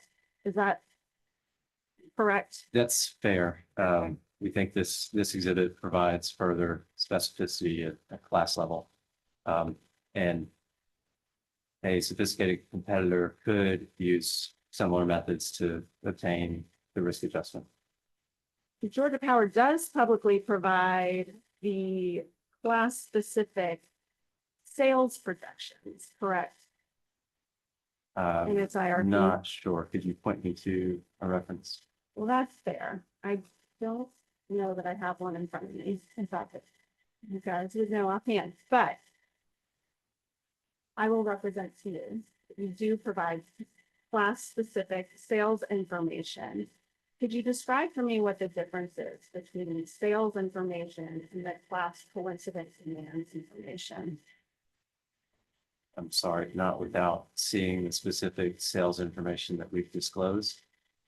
Just generally, not, I don't mean with respect to your disclosures. I mean just generally with respect to coincident demand versus coincident demand projections by class versus sales projections by class. Sorry, Yeah, I I think didn't see the information. And I don't think any of the three of us can speak to that as an expert perspective. Okay.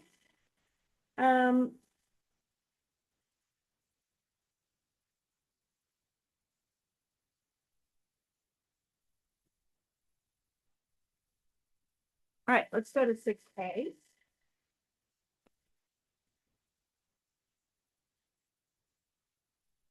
6A. Ms. Whitfield, remind me again, which section you said y'all agreed to? Oh, yes.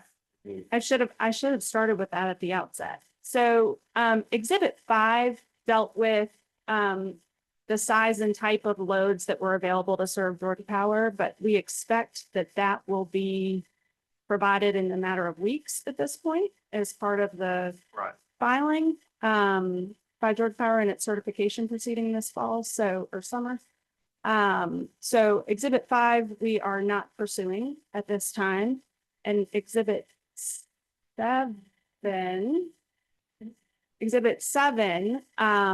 is with regard to outage information, and Georgia Power has updated that document with additional information, unredacted, that meets our needs.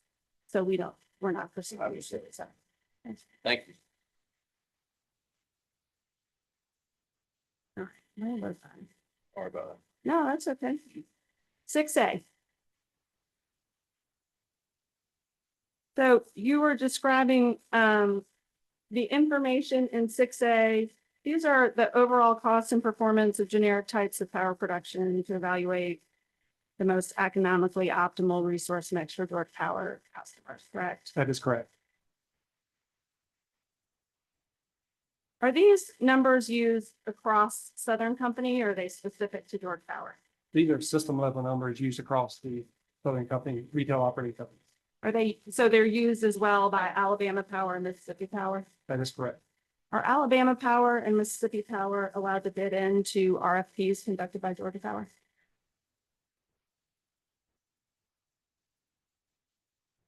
I think that is a possibility. I think they could have that. I think they could bid into the RFP. I'm not an expert in that area, but I think that is an option. Can you identify any procedures taken to ensure that this information shared across the Southern Company system isn't provided to individuals who are involved in those bids? Repeat your question one more time, please. Yeah, could you, well, I can repeat a similar question. Could you please identify any processes that are in place to ensure that individuals at those other operating companies who would bid in to Georgia Power's RFPs do not have access to this system-wide information? So if that were to occur, they haven't bid into any RFPs that Georgia has conducted already. But it would be very similar to how Georgia conducts its RFPs today. There's evaluation teams established, there's company owned proposal teams established, and there's significant effort taken to segregate those teams from one another and the information available those teams. And is generic cost information one of the things that's discussed when doing that segregating? I think it would have to be one of the items discussed if that were to occur. Okay. So you mentioned on your direct testimony about this information, I don't recall the full context. I was taking notes as you were writing, but you used the phrase site specific. I just want to be clear that these estimates are not site specific, correct? That is correct. Yeah. So as I was speaking earlier, I think I did correct myself and said region specific, not site specific. Okay. I just want to make sure I didn't catch the second part. So these generic resources and these estimates here lack specifics such as location specifics, site specifics, correct? That is correct. They lack defined specifics such as transmission, interconnection, and deliverability information, correct? Now, these actually do have some amount of transmission interconnection. It's generic though, It is. right? And not specific to the project, a particular project. That is correct.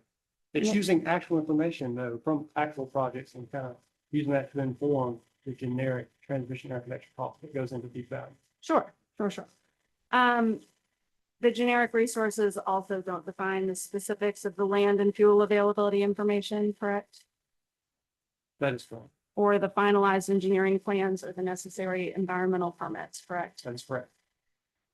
And you would agree, of course, that in RFP processes, bidders were going to use that detailed site-specific information to inform their bids, right? Yes, in addition to kind of a starting point, which is kind of what's represented here. You got a starting point, and then you look at those site-specific factors to inform your bid. Did any of you, you did testify in the 2023 IRP docket, right? No, the 25 IRP was my first. Oh, okay, okay. All right, let me skip that then.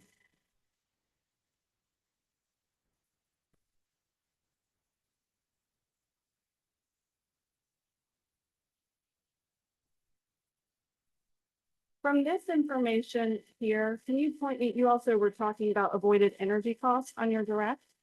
Can you point me to the specific column or specific information that concerns you with respect to avoided energy costs on exhibit 6A? So it's not in 6A. It's actually in the IRP document itself, where we talk about how the generic expansion plans establish the existing fleet plus the future fleet. Right. Once we have that level of information, we can do a more detailed hourly production cost analysis. And then derived from that are the system's avoided energy costs. And those avoided energy costs are used to determine the energy value for all supply side and demand side decisions for the next, until the next resource plan is developed. Okay, thank you.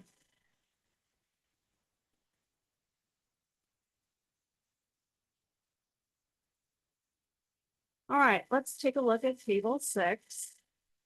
And this table, Mr. Chair could approach. Sure. This table was produced, was not compiled by Council for Gipple and South Base. This table was compiled as a staff exhibit to their testimony in this docket.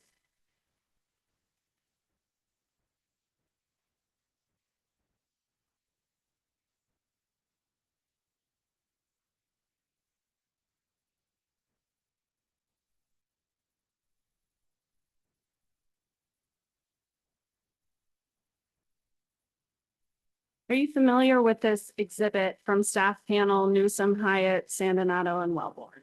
Yes, And based on the information in this exhibit or based on your general knowledge, would you agree that other states reveal the generic input information that's been requested here? yes, this exhibit does show values that other states and utilities and either other publicly available sources of information for this type of thing. For the combustion turbine mentioned here. So Yeah, specifically, to add to that, the footnote indicates that sources such as the Energy Information Administration Annual Energy Outlook is used, which is publicly available information. Okay. and that's what we were speaking to earlier.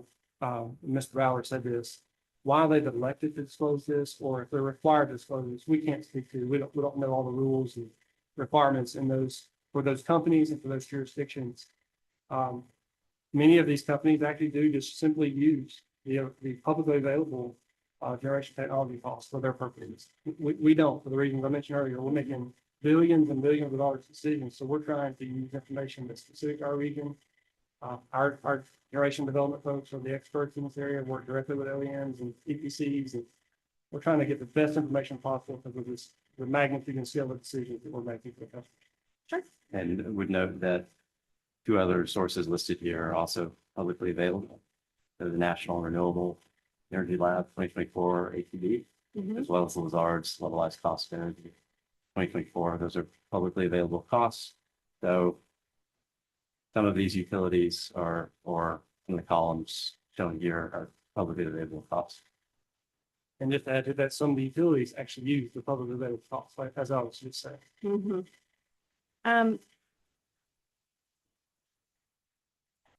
And your concern about revealing this cost is that it would somehow skew prices from bidders, correct? Yeah, our concern is that with this information being there, a sophisticated bidder, just doing their market intelligence to use this information combined with other information that's available to get a sense of what's the company-owned proposal cost. So if they just raise their price $1, that hurts, that provides potential harm to Georgia. Are you aware that other utilities, even in Georgia, reveal much more specific costs for their projects? Like Exhibit 26, which is in your folder. This is a presentation from Oglethorpe Power. And if you skip to page 4, you can Which exhibit? is Exhibit 26.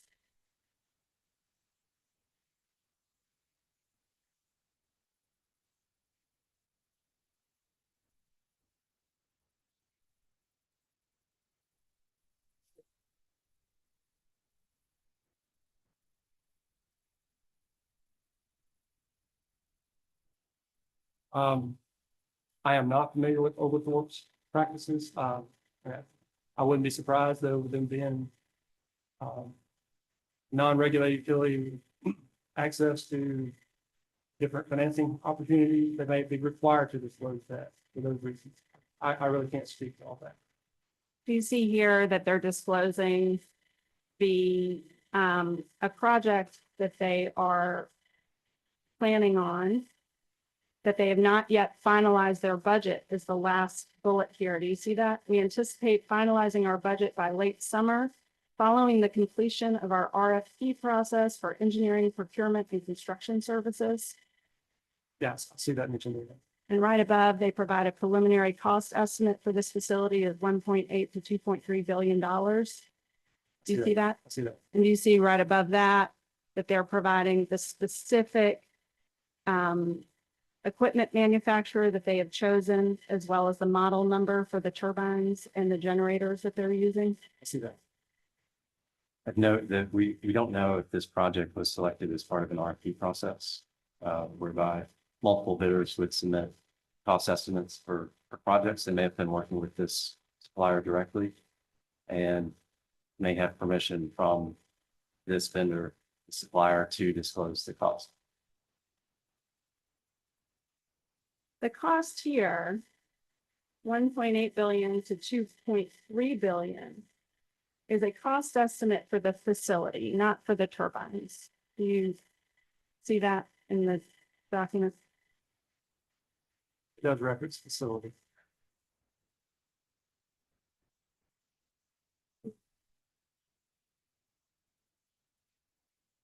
All right, let's, thank you. Yes. To Exhibit 8. Transmission.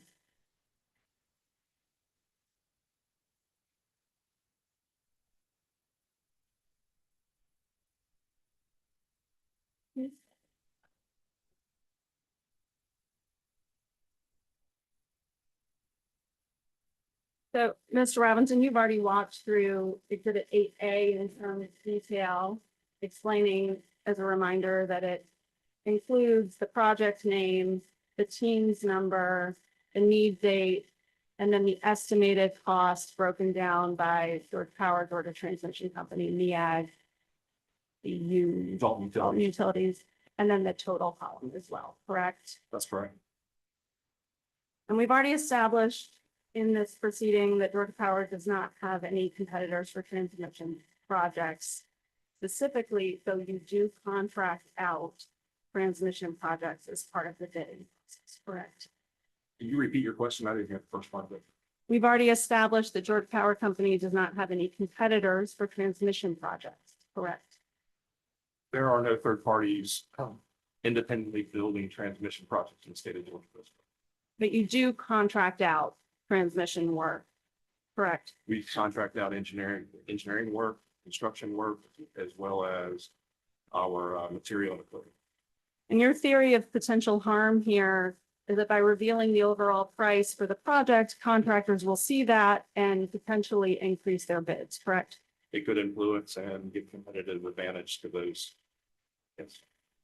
You're aware that contractors typically try to price their bids to be competitive with other bidders. I am aware of that, but that would be good practice on their side, but having knowledge as it relates to the cost per unit that we are planning to or estimating to here in the state would give a competitive advantage to those potential bidders. And I can tell you that our costs are different than other areas. Can't specify how different they are or how they are different, but they are different.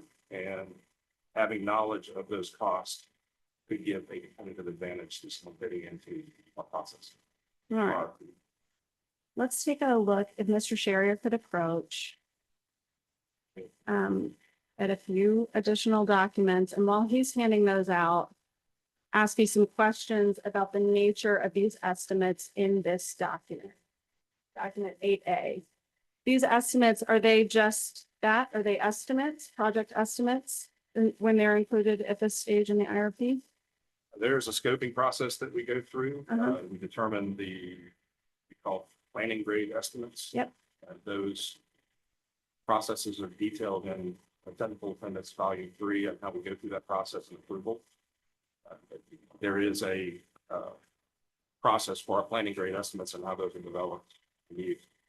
And these estimates can be revised from year to year if the given scope of a project changes or a significant input changes, like material costs, correct? They can, and you can see that in our 10-year plans we file annually, that we do update costs as we know.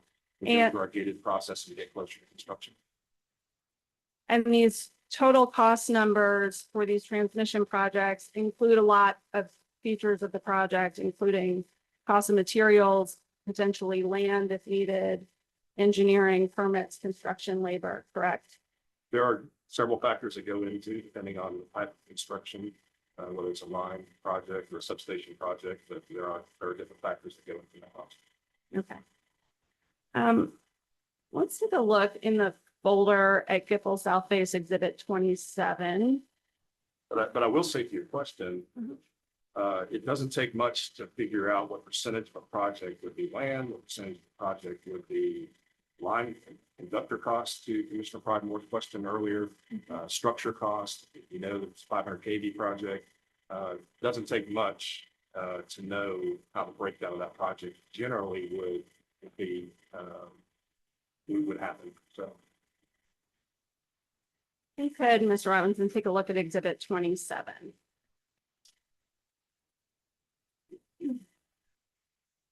And again, like the others, this is not the full report. This is excerpts from the documents.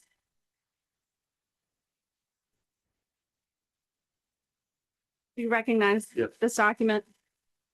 And this document is the designation study report for the Yates CT units, correct? Yates 8 through 9, 8 Yes. through 10. Sorry. Yes, 8 to 10.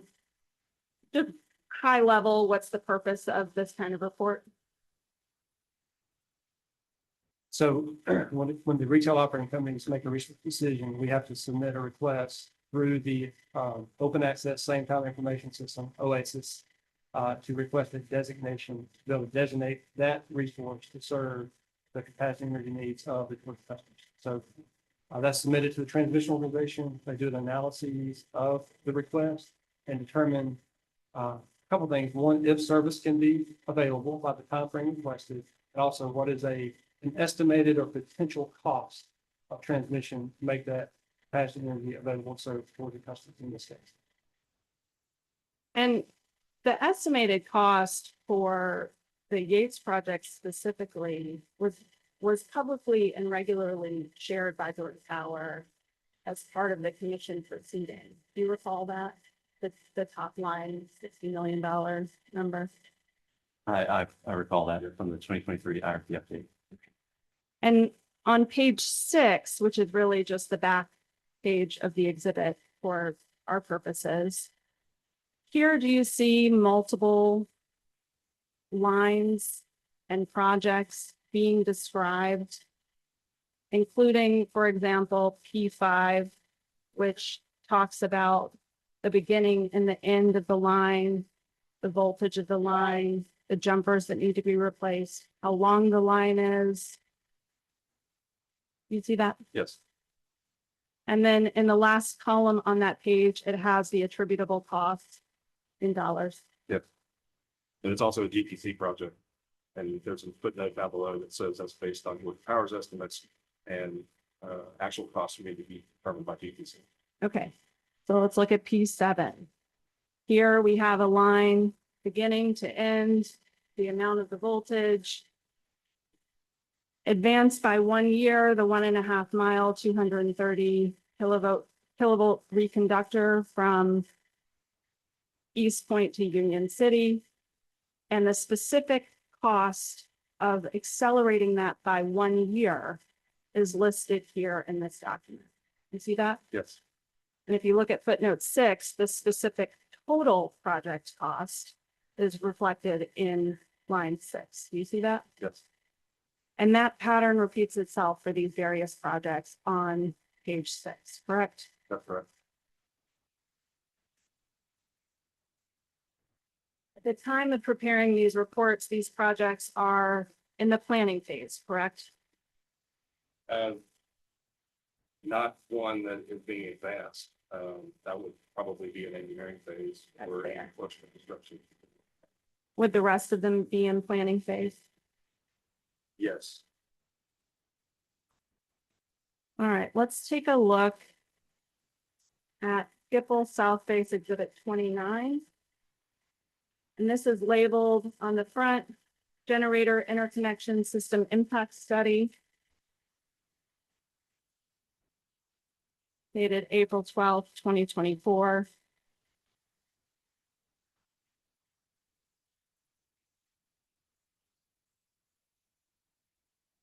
I'm going to ask you about page 15.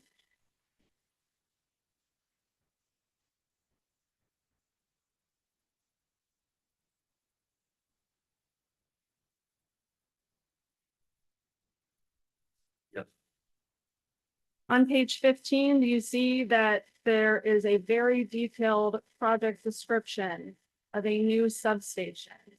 It includes details like the dual line current differential protection panel that will be needed. It includes details like the 3 230 kilovolts DC-DTs. It includes details like the kind of meter that needs to be installed at the point of interconnection. And other details, as well as a projected project completion time. Do you see that here? Yes. As well as the cost estimates. Yes. We can go through these others and other pages. But would you agree that similar levels of detail are provided in system impact studies like these when produced by But Southern Company? those are costs for projects associated with these OASIS studies. Those disclosures are required by FERC. And then in the study that Mr. Hubbard mentioned, as part of the process, including those costs.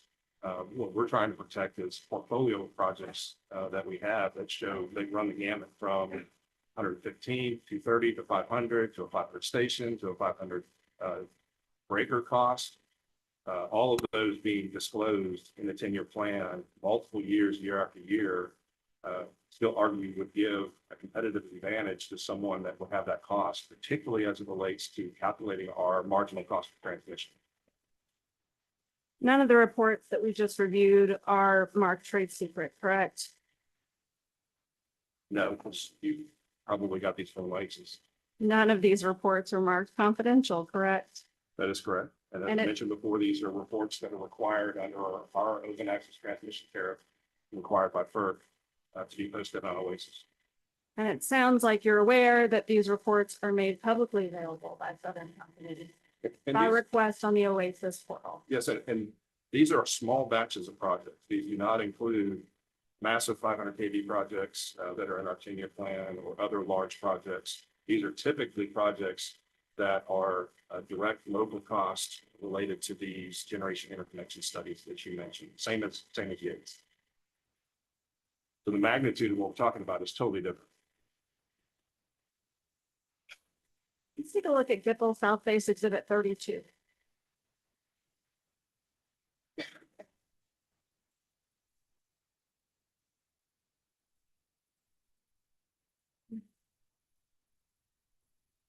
$32. Yes.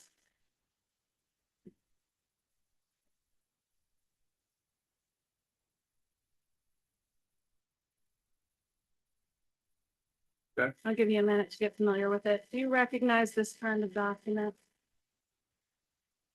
I am not familiar. This is not a dual power document. This is a document that was filed with USDA detailing transmission impacts. This part of its required obligations. I suppose it was probably filed by Southern Company, though I don't know. No, who it is filed not. So GPC, the EMCs are, have the ability to borrow money from the USDA of the REA. Mhm. And my guess is this is a requirement for access to those dollars. It's not a dual power document. Okay.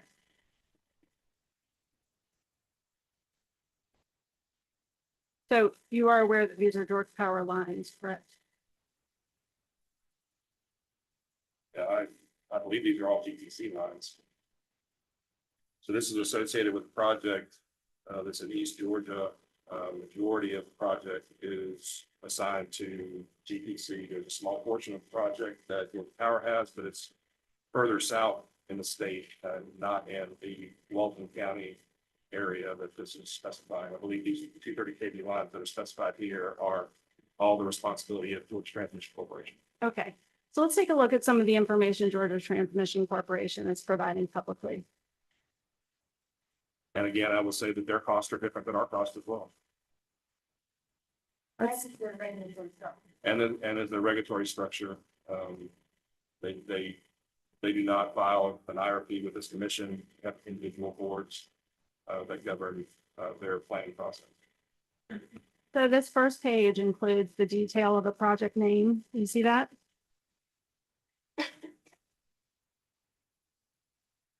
Are you still on 32? Yes. Okay.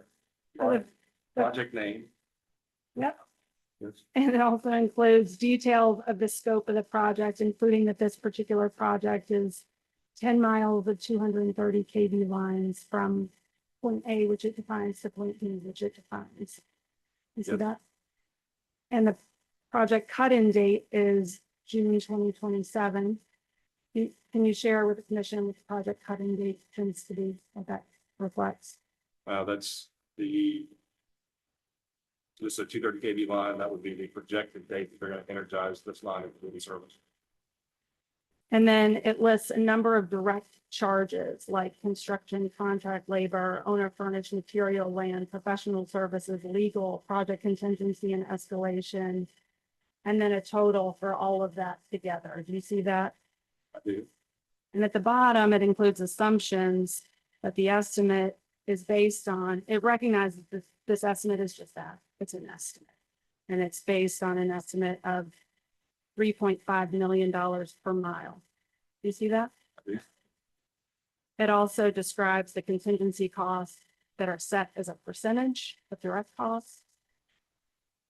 I do, and I would say that GTC has their separate project management process. They have their own relationship with vendors.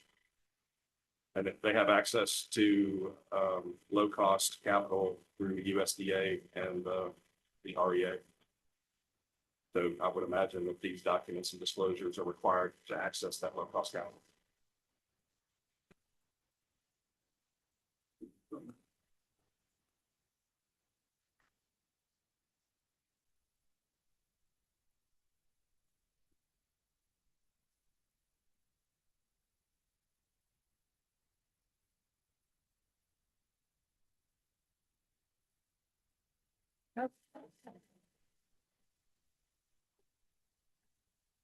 Gentlemen, are you familiar with the updated trade secret assertions that were filed in this case yesterday?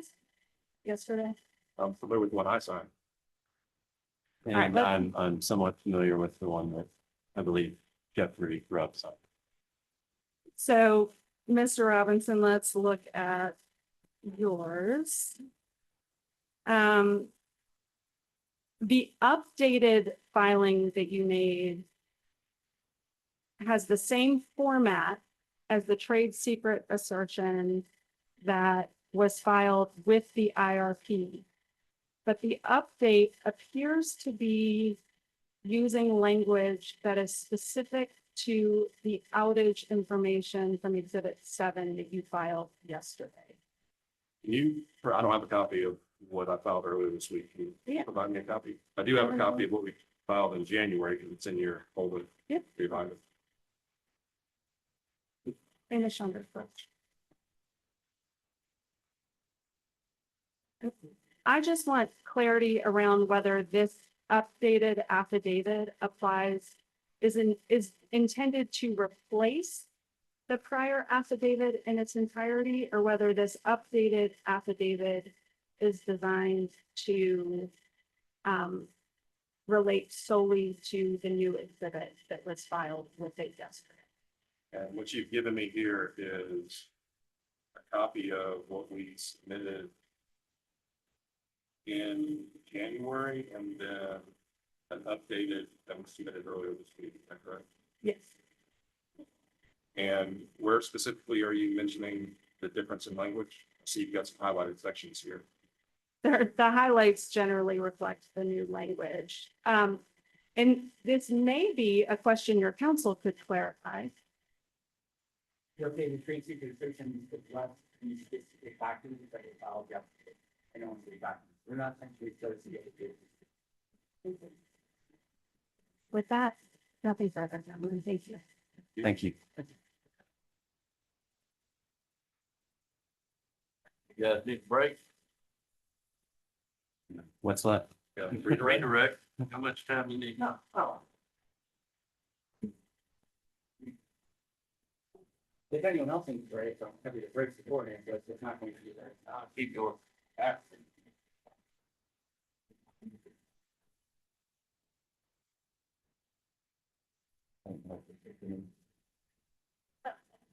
All right, gentlemen, I want to ask you a couple questions, just to follow up on the questions you got from Ms. Whitfield on just a couple of the documents. If you look at Exhibit 2A, I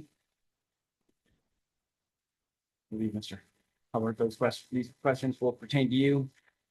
This was GIPL Exhibit 22 and GIPL Exhibit 21 that were provided to you. GIPL Exhibit 21 was the response to BAI 1-1 attachment A. GIPL 22 was the estimated net impacts to customers in the 2023 IRP update. Do you have those in front of you? Yes, we do. Okay. And so this is information on rate impacts for specific resources. Is that correct? That is correct. Okay. But that is not the same as the information that's contained in Exhibit 2A to GIPL's motion, is it? That is correct. It is not the same. Okay. Exhibit 2A includes more information than simply the revenue requirements for specific resources. Would that be correct? That is correct. Okay. And are there other differences in the information contained in Exhibit 2A that is different than the information contained in Exhibits 21 and 22? Yes, as I mentioned earlier, so it would include all of the variable costs for the existing fleet, as well as the fixed cost and variable costs for the things that were being requested that were in the modeling in this IRP, as well as the generic research. Okay. And what about the information at the top of Exhibit 2A related to AFUDC and cost of capital information? That information is not included in Exhibits 21 and 22, is it? Checking really quickly, Steve.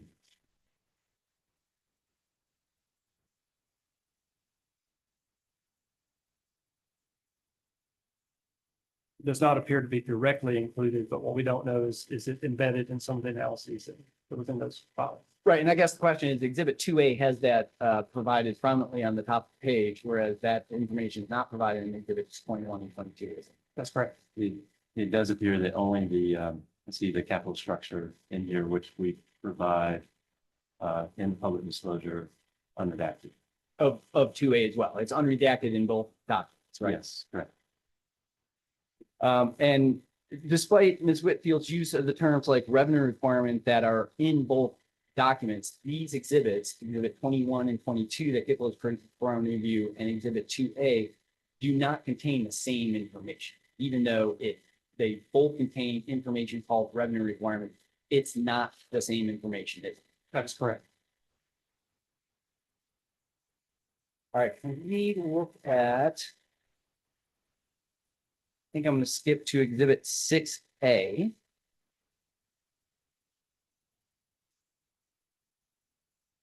And specifically,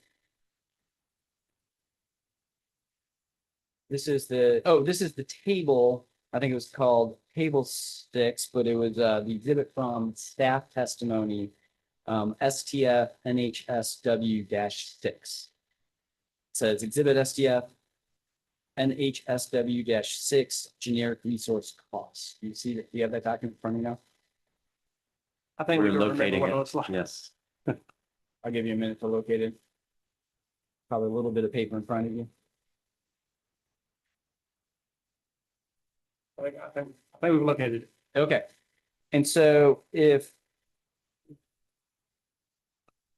I think it's the first page of the table, which is kind of on the second page of the exhibit.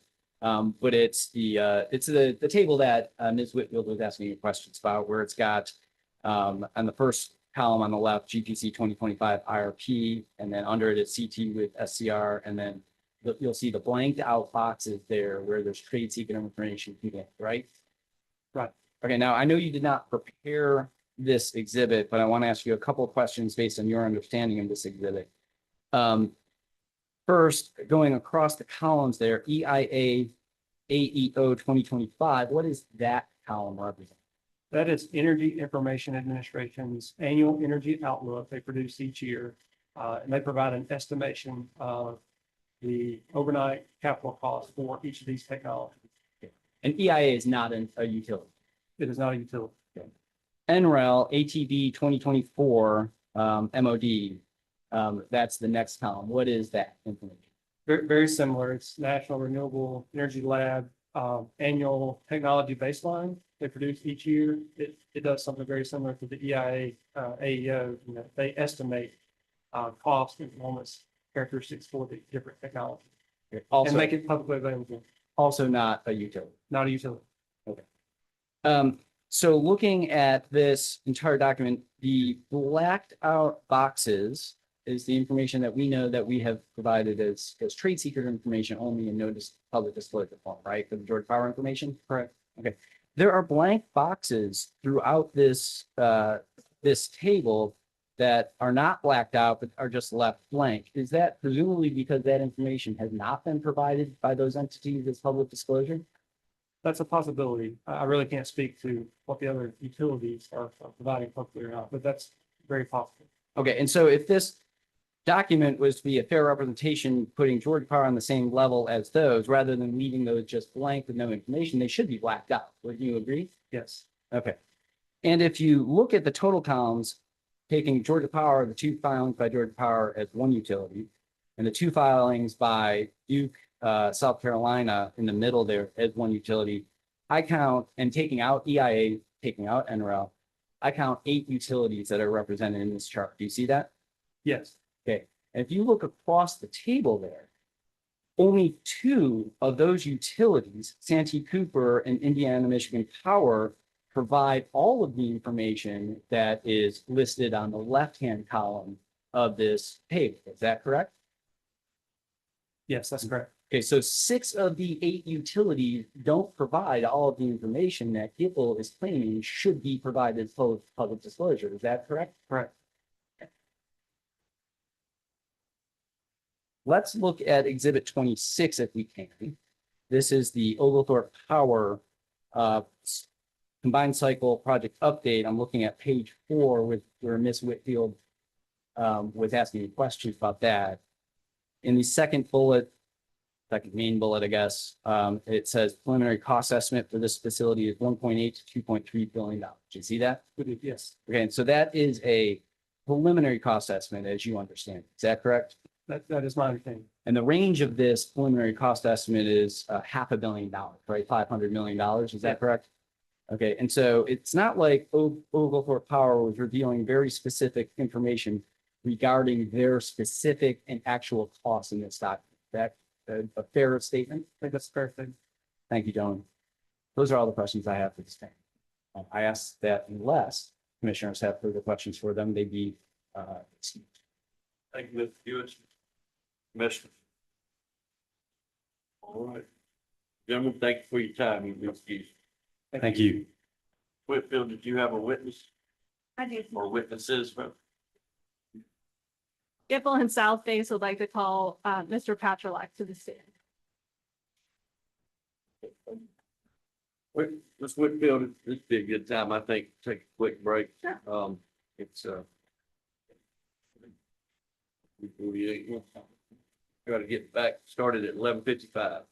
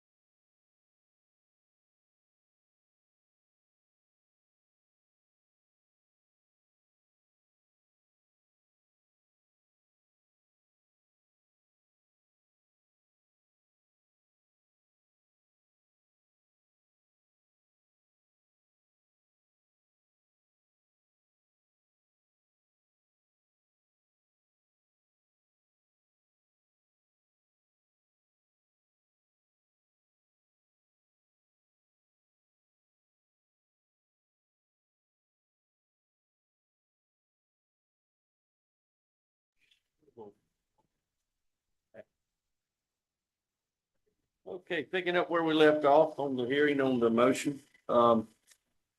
This time, Ms. Whitfield, I'll let you swear in your witness. If you could please stand and raise your right hand. Mr. Patrick, do you swear to tell the truth and the whole truth, so help you God? Could you please state your full name for the record and spell your last name for the court reporter? My name is Rob Patrick. Can you pull that mic just a little bit closer to you? Some of us are hard to hear. Is this better? Okay, my name is Robert Allen Patrylak. And the last name is spelled Patryllak. Mr. Patrick, where do you currently work? I work for my firm, Patrylak Energy Advisors, based in Marietta, Georgia. In school, what did you study or get your degree in? So I have an undergraduate degree in mechanical engineering from Penn State and a master's in business administration from St. Joseph's University. And apologies that we didn't do this ahead of time, but if Ms. Chandra could approach, she'll hand out your CV. Great, thank you. And is this CV true and correct to the best of your knowledge? It is. The CV has been marked as Gipple South Face Exhibit 33.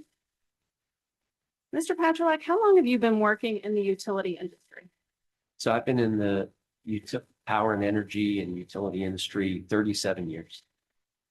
And if you could, at a very high level, give the commissioners an outline of your career. Yeah. So I started my career at an investor-owned utility. It was called Philadelphia Electric Company, which is part of Exelon. Spent the first 10 years of my career starting in the generation side of the business, moving over to gas operations and electric transmission and distribution. From there, I moved on to, went into consulting, working for Navigant Consulting for about 5 years. And I went in, I worked primarily out on Long Island as a transmission and distribution operations expert and started to get into resource planning during that time. Would you like me to continue? Yes, you're Okay. doing great. Thank you. From there, I moved to a company called the Energy Authority in Jacksonville. They're a trading and risk management organization where they trade on behalf of public power nationally. So here in the Southeast, the Energy Authority serves and trades power for Santee Cooper and MEA and some of the utilities alike. After my tenure there, I moved to Atlanta, and that's why I'm here in Atlanta. I moved to work for a company called New Energy Associates at the time. New Energy Associates was a production cost modeling software tool. They make tools like Strategist and ProMod, and basically all the tools I understand. Georgia Power uses Aurora, but it's a competing product to that. And when I came up to work for this company, I was tasked with building a consulting business. And in my time there, we built about a 60-person consulting business that specialized in integrated resource planning, market assessment. We did do some retail rate and regulatory work as well. After my time there, I moved to a company called R.W. Beck, where I led about a 35-person staff. Again, the practice area and the team that I led and worked in was focused in integrated resource planning, market assessment work, transmission planning work, et cetera. So, the first half of my career was really focused in the industry, working at a utility or companies that represent utilities. And then the latter part of my years was at a consulting firm, leading and managing the type of subject matter that we're going to be talking about today. A couple other firms I want to mention that, I also was a managing director at Black and Veatch. So after leaving R.W. Beck and moving to Black and Veatch, I led their integrated resource planning and market assessment group, as well as their rates and retail for providing consulting. And we worked, obviously, you're familiar with Black and Veatch. They're primarily an engineering, procurement, and construction firm, very large firm, and they have a management consulting practice. From there, I moved to a company back to Navigant Consulting. This time, instead of being part of the integrated resource planning and market assessment team, I went back to run that team and the transmission planning team. And then about 5 years ago, I left that firm and started my firm, Patchwork Energy Advisors, doing similar work that I just described. Mr. Patchulak, have your clients included statewide utilities Yes, and municipal utilities, yes, regional organizations? yes, Have you had clients in the private equity space yes, and investment banking space? yes. Could you just briefly share with the commission the context for having clients in the private equity and investment banking space? Yeah, I mean, this testimony. type of work, basically an integrated resource planning or market assessment work, what you're doing is you're simulating the market and you're developing views on, what it costs to run a resource and what kind of revenue that resource is going to receive. And so we, not only did integrated resource planning, but a lot of times we helped investment banks and private equity in making investment decisions in generation portfolios, et cetera, acquisition of companies, all those types of things. And you mentioned when you were summarizing your career, integrated resource planning and or resource planning specifically. Could you share with the commission what your experience is generally with respect to integrated resource planning? Yeah, so when when I first came to Atlanta and was working for New Energy Associates in building that team, which now is Ventyx and Mitsubishi Ventyx. It's a much larger organization. What we would do is we would actually work with utilities and teach young utility planners on how to do integrated resource planning. And the focus of integrated resource planning is to have a well thought out plan for the future that includes environmental reliability and economics in developing the best strategy for the utility to move forward. And what the integrated resource planning emphasizes is the transparency. And so, I've been involved in a lot of those types of efforts. Would not service be a part of that? With what? Would not service be a part? You going through the litany of things that involved in a IRP, but you didn't mention service to customers. Oh, yeah. Service to people. So transmission and distribution service. So actually like the responding to, you're saying the, outages and those types of things, maintaining the system. Is that what you're referring to when you say service? No, I was just referring to the things that you said, No, that you didn't say. that I didn't say. I lost the customer in all the things that you say are involved in an IRP. Oh, okay. Okay.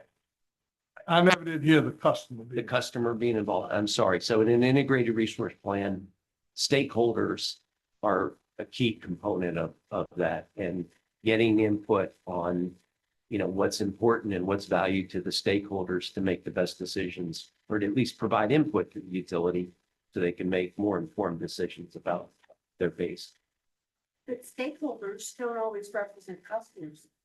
Here at our commission, for the most part, the stakeholders, the interveners, represent their own private interests and those that pay them to come in here and represent those interests on their behalf. So customers here at the Georgia Commission are represented by 5 statewide elected commissioners who represent the people that sent us here. Yeah, so I'm just completing an integrated resource plan in Brownsville, Texas. And we ran the stakeholder meetings as part of the integrated resource planning process. And what we did was we developed a cross-section of commercial, industrial, and residential customers. And there were interveners, as you might point out, but we included the customer base. And that's typically what we do when we do an integrated resource plan. Texas is a very different market structure than Georgia has.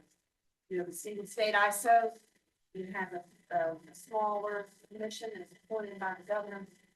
You have different arms that are also appointed within the regulatory process of the Texas legislature. A very different market structure. Yeah, so that is just that's the integrated resource plan I'm completing right now. But I've done integrated resourcing plan here in the Southeast. I've been part of the integrated resource plan that we did when I was at Black and Veatch for Santee Cooper. I've done work for MEAG. You know, so I've done from, you know, I have exposure to clients here in the Southeast. But I do understand the market, and I appreciate, you know, what you're pointing out. And maybe to get to Commissioner McDonald's concern, you would agree, correct, that an integrated resource planning process prioritizes typically reliability and cost? Yeah. So it's 3 legs. The way I always explained it, it's 3 legs: environmental, reliability, and cost. And what we used in this latest integrated resource planning process, where we went with the stakeholders, we were trying to help them provide input on what's most important, because not all 3 are equally as important in a community. And so that was the way that we kind of approached that process. Every integrated resource planning process is different because, you know, as was pointed out, you know, the areas are different, the regions are different, the rules are different. And so you need to adapt an integrated resource plan accordingly. In your work on integrated resource plans, have you used modeling software to forecast long-term revenue and cost streams for IRP scenario planning?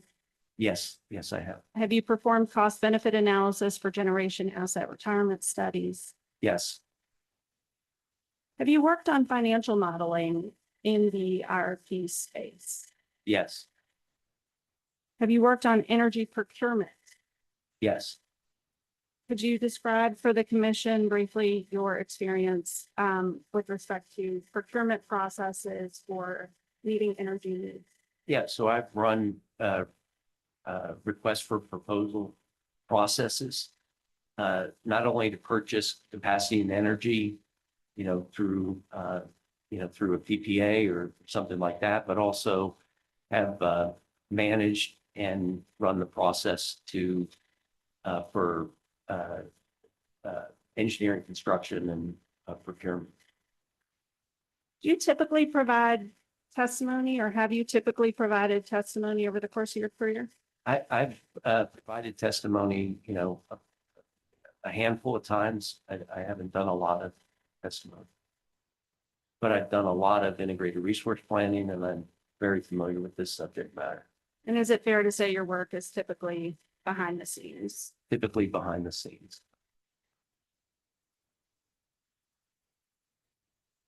Have you reviewed Gipple and Southface's exhibits in this case for which they're asking for disclosure, specifically Gipple and Southface exhibits 2A, 3A, 4A, 6A, and 8A? Yes. Let's look at 2A.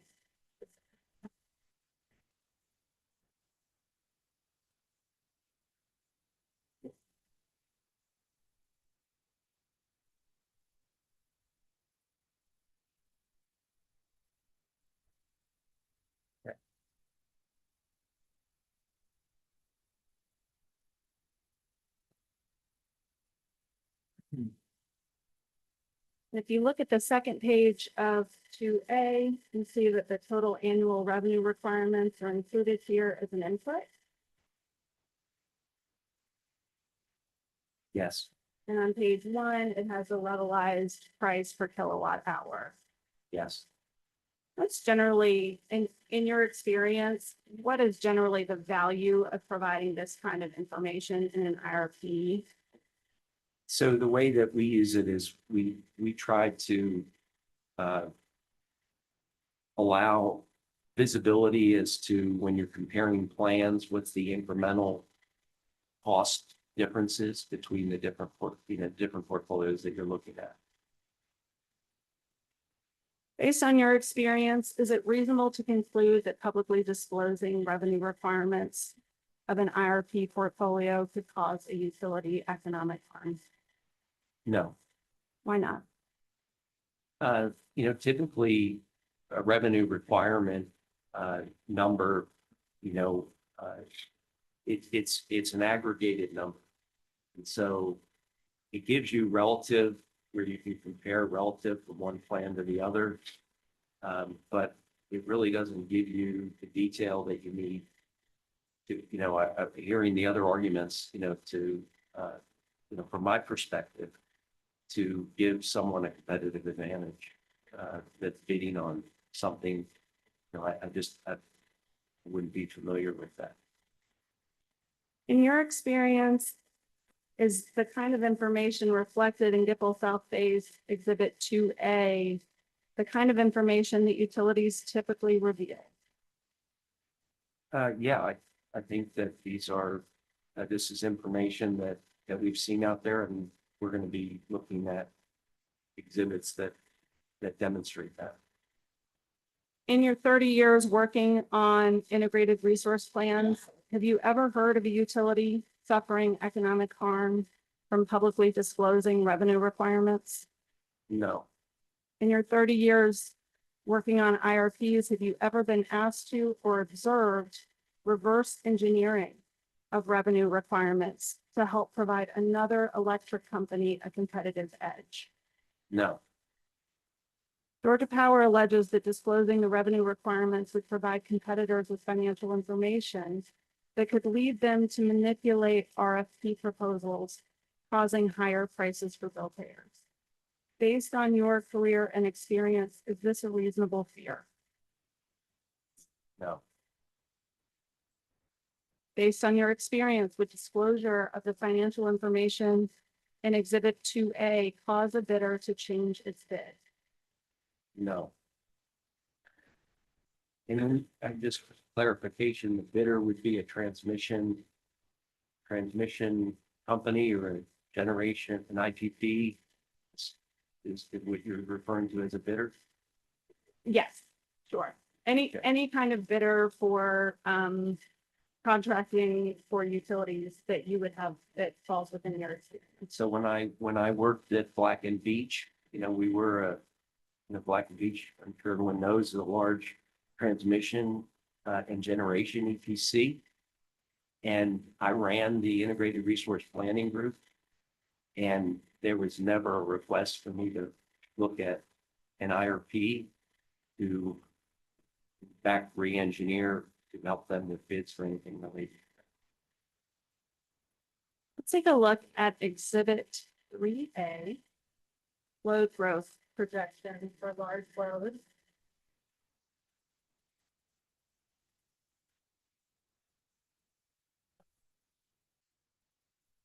Yeah. In your experience supporting IRPs, are you aware that utilities typically disclose information about the projected growth in their respective customer classes? Yes, some do. So let's talk about large loads specifically. Do you have experience supporting the players in the market who are responsible for identifying the ideal locations for large loads? I do. And could you describe for me the process of how would want to go about identifying a suitable utility for their large loads needs? Yeah, so specifically, I have experience working for developers that create um, areas where data centers could be constructed. And there's numerous things in choosing a location. There's security, there's location relative to transmission. They're interested in location relative to generation, pipelines, et cetera. And typically, when there is a data center, they know who can supply power. And so what they typically do is they reach out to the utilities in a confidential manner and start conversations to see who could best supply. And as part of those conversations, do utilities typically share with those interested customers whether they can or cannot serve their needs? Yes, Based on your experience, is it reasonable to conclude that disclosure of large load peak information could cause economic harm to utilities? no. Why not?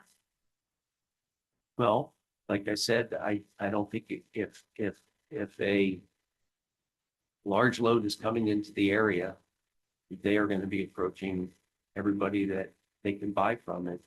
And they're going to see where they can get the best price, the most reliable service. And typically these data centers need multiple feeds and they want on-site generation. So there's multiple things that are going on. Is best price for reliable service or? Not for, I mean, it depends on the application, but typically for data center, reliability is, among the highest, most important. Let's take a look at Exhibit 6A. I'm sorry, say that again. 6A. 6A.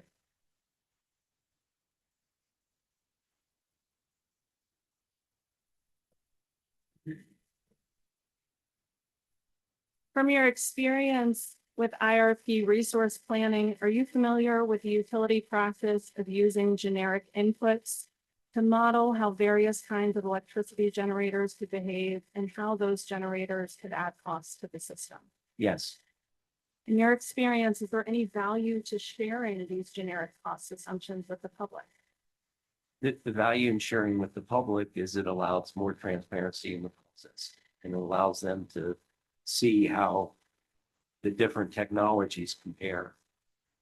Is it, in your opinion, based on your experience, is it reasonable to conclude that the utility could suffer economic harm based on the public disclosure of this information?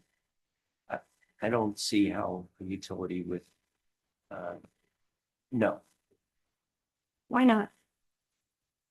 Well, these are basically generic units that are put in from a modeling perspective to help develop an optimal plan. And so, the algorithm, runs through and it helps build out portfolios and it under various assumptions. It doesn't in any way inform a bidder, like a generation or a transmission, what they should charge anybody, for that particular project. It's just not used in that way. They're generic. And typically you can call up and you could make your own, where you can buy these, from different consultants. But, this is, if you call up General Electric or, whoever you want to speak with, you can contact them. They will share information with you at a level. They're not going to give you the exact quotes. That might require more requirements, but at a high level, it provides transparency. In your career, have you had the opportunity to work with sophisticated customers who need to price out potential energy needs and or potential energy projects? I have.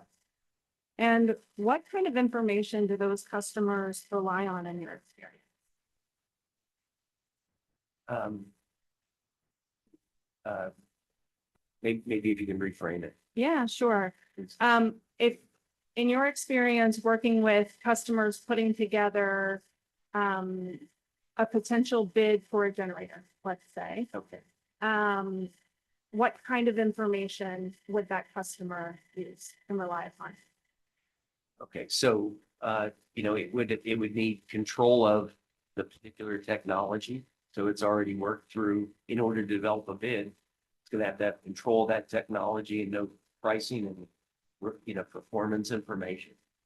It's gonna need to have, understanding of either a lease or own the property, know the costs related to that. It's gonna need some, energy supply. It's gonna need, water.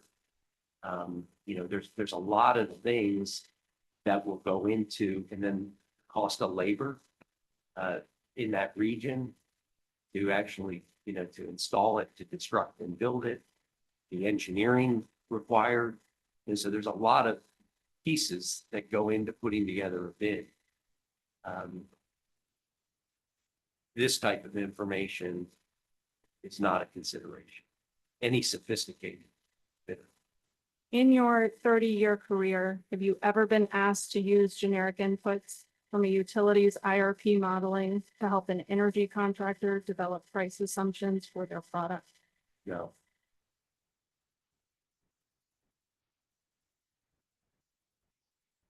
Is generic information of this sort useful to develop pricing for resources in the energy market by the time it's published in an IRP? Because of the changing, how quickly technology costs change, sometimes, time is the enemy and it changes actually before it's published. But it's still, using data, even if it's a little bit dated, is still useful. Let's take a look at Gipple South Base Exhibit 8A. Yes. I should have asked you at the outset and I didn't. So I'll ask you now. Mr. Petrolak, do you have access to trade secret information in this docket? In this docket, no. What is your understanding of the information that is redacted in Exhibit 8A?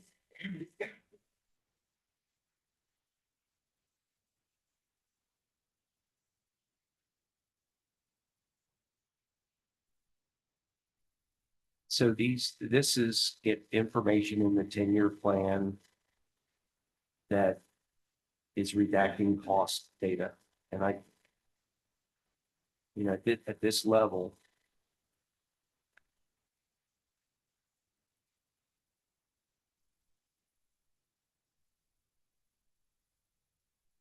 I believe that at this level, and at this disclosure, this could be shared. Would you please remind the commission about your experience with transmission specifically over the course of your career? Yeah, so when I've done a significant amount of work in generation and in transmission. I've actually managed a request for proposals, basically an EPC for transmission over my career. As part of integrated resource planning, transmission is always a component that's considered to be able to access generation from another area. So it's evaluated as part of the integrated resource plan. My team and I have done congestion analysis studies that support support financing and investments in these areas. Is it reasonable to conclude that the utility could suffer economic harm based on sharing this information publicly at this level? I think that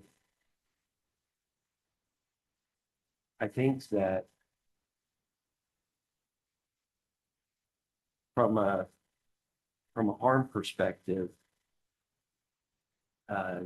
these are estimated costs. These are not definitive costs. So my experience is transmission, anybody that would be bidding on these projects would be developing their estimated bids based on, again, labor in the area, the cost of the materials, all those different components. They would not be using this to develop their cost. In your experience working on transmission, do utilities ever provide their projected total project cost? Would you repeat that question? Sure. In your experience working on transmission, do utilities ever provide their projected total project cost? They do.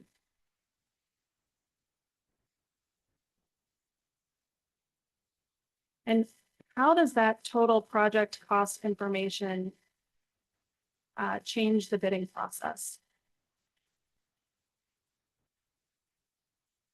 I'm not, so when you have planning type and estimates, I'm not sure that it changes the bidding process. That's if there's a transmission company in the area, Georgia Power would estimate that it was, X dollars. Well, all those transmission companies already know that. They already know what project's going to cost. Probably better than Georgia Power because they're doing multiple ones all across the country. So a total project cost, a total project cost estimate, if it, in your experience, when it's provided to bidders, does it inform, would a bidder increase their price by $1, for example, because of the total price provided to them? I don't believe it would. I think that bidders are putting in bids against other competitors. And they're all buying products from suppliers. They're all competing for labor and, they know what the labor costs are. They know, all those different components that, put together, that they're putting together a bid. And they're not trying to beat an estimate from for a bid that they read on an IRP. They're trying to beat one of the other competitors that's bidding on this. And they're all sharpening their pencils. And they're all trying to win the work. That's my experience. I have no further questions on direct. Mr. Petrolak is available for questions from the commission and cross-examination. Thank you, Ms. Whitfield. Commissioners, any questions for the witness? All right, Mr. Power. Thank you, Mr. Chairman. Mr. Petrolak. Good to meet you. My name is Thank you. Steve Hewitson. Nice to meet you. I represent Georgia Power Company. I do have a few questions for you. Regarding your CV, I did not see there, you've never worked for Southern Company or any of its operating companies, right? No, I haven't. And I don't recall you, but have you ever participated in a Georgia Power IRP before this commission? Not before this commission. No. Okay, and you did not sign a non-disclosure agreement in this case, is that right? Okay, so your opinions of what trade secret information can be released are done solely based off of public disclosure form. Is that my understanding? Yeah, yes. Okay, so you never looked at the trade secret information?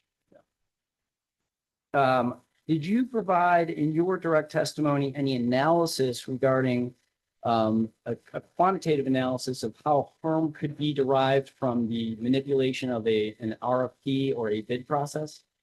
No. You spoke of transparency in integrated resource planning in other states.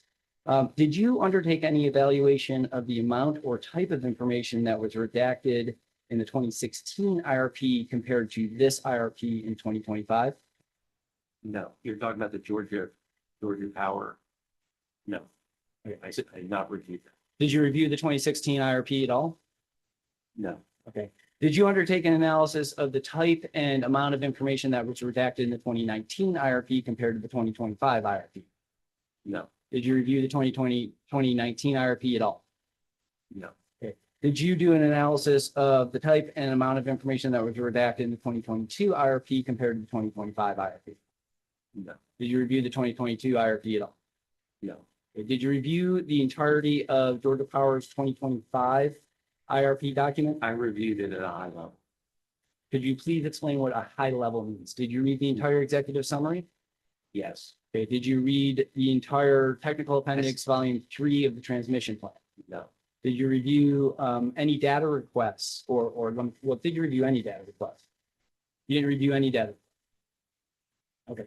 Did you review any testimony, direct testimony or rebuttal testimony filed by Georgia Power?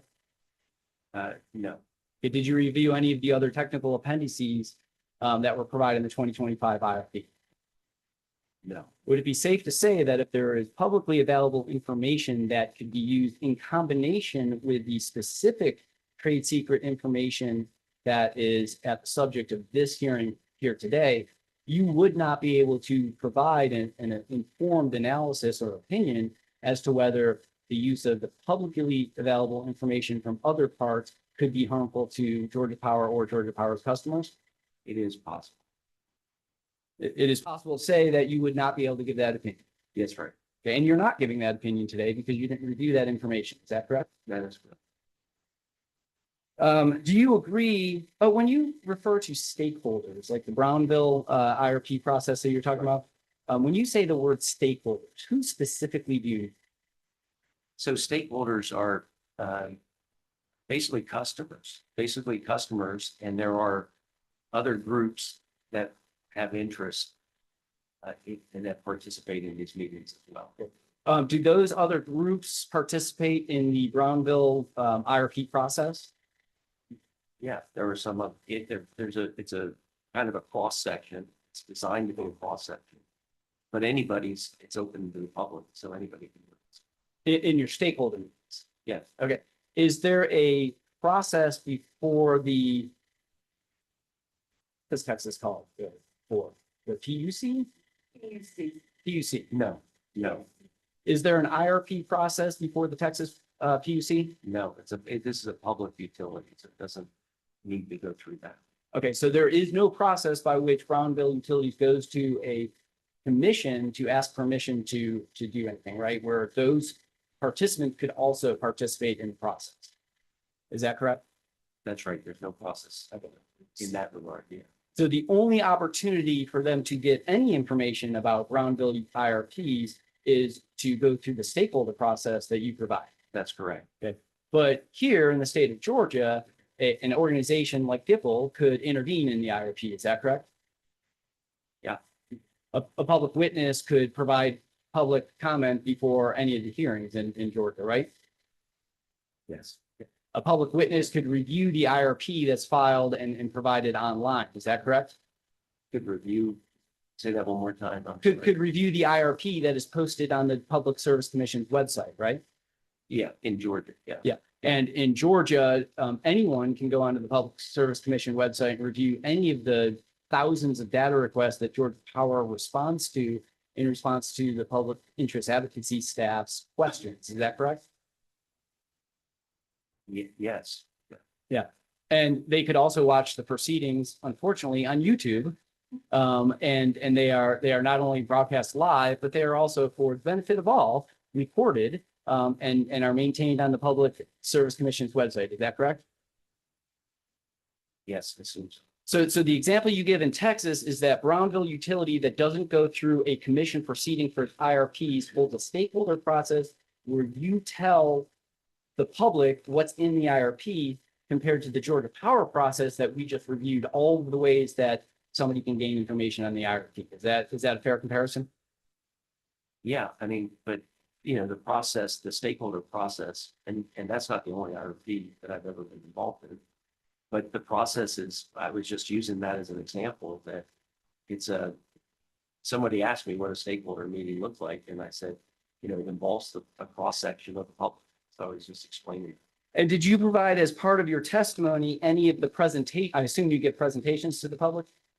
Yeah. Did you provide as part of your testimony any of the public or any of the presentations that you provide to the public during these stakeholder meetings that would give this commission an indication of the level of detail of information that you're providing to the public? No, we did not. Is there a website where they can go to review this information after that stakeholder meeting? They can go to the Brownsville website. Okay, and so the Brownsville website posts all the information that's available to the public. Yeah. And does the Brownsville website post things like the marginal cost of its transmission? I don't know specifically what is posted on the, I haven't gone through the Brownsville website in that level of detail. Did you look at the Brownsville website to compare whether the information provided on the Brownsville website is the type of information that's being challenged in this trade secret motion by Gipple?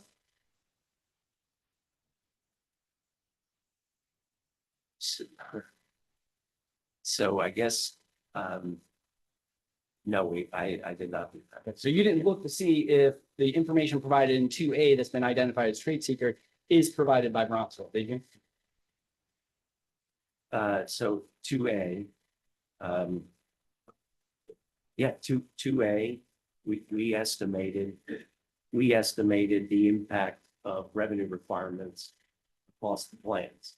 So we did an incremental revenue requirement, and we shared that with the stakeholders. Well, yeah, but an incremental revenue requirement, as you heard the Georgia Power witnesses testify this morning, is also provided by Georgia Power in an aggregate, right? Is that what you're talking about? Yeah. So it's the same information that Georgia Power provides. It's not the more detailed information that Georgia Power has marked as trade secret. Is that my understanding correct?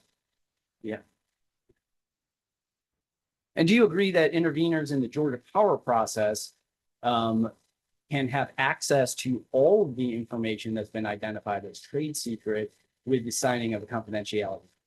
Yeah, I'm aware of it. Okay, and you're aware then that the advocacy of any intervener in this group is not harmed by the identification of trade secret information because they can have access to that if they sign the agreement and therefore can advocate for their clients. Is that a fair statement? That is true, but I guess once the window closes, they can no longer utilize that information if it's not public. I'm sorry, what do you mean by the window? So once the confidentiality agreement window closes, they're not able to, utilize that. And when does that confidentiality agreement end? I'd have to look at the confidentiality agreement. Okay, if I told you that it ends after the commission decision, after an order is rendered, and after a time period for a motion for reconsideration, would you accept that as when it ends? Yeah, you Good. say so. So the window ends after the hearings on the IRP are complete. Is that correct?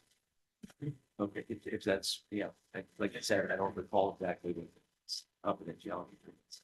Okay. But I'm aware that there is one.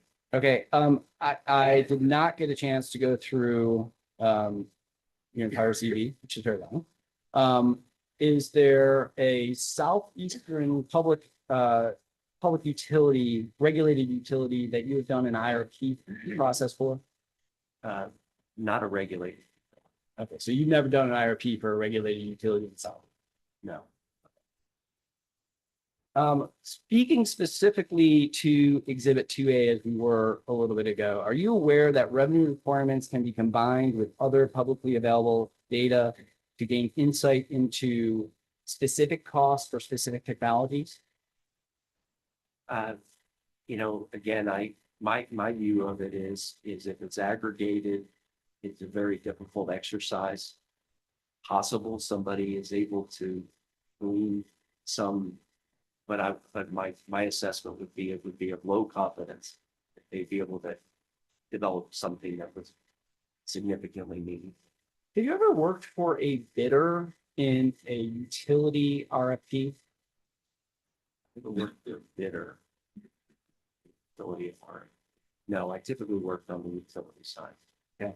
Are you aware that bidders into Georgia Power's RFPs, both renewable RFPs and capacity RFPs, are often very sophisticated companies? Yes. Okay. Are you aware that they spend a lot of time and effort and money on resources to undertake market intelligence to inform their bids? Yeah, I would expect they would.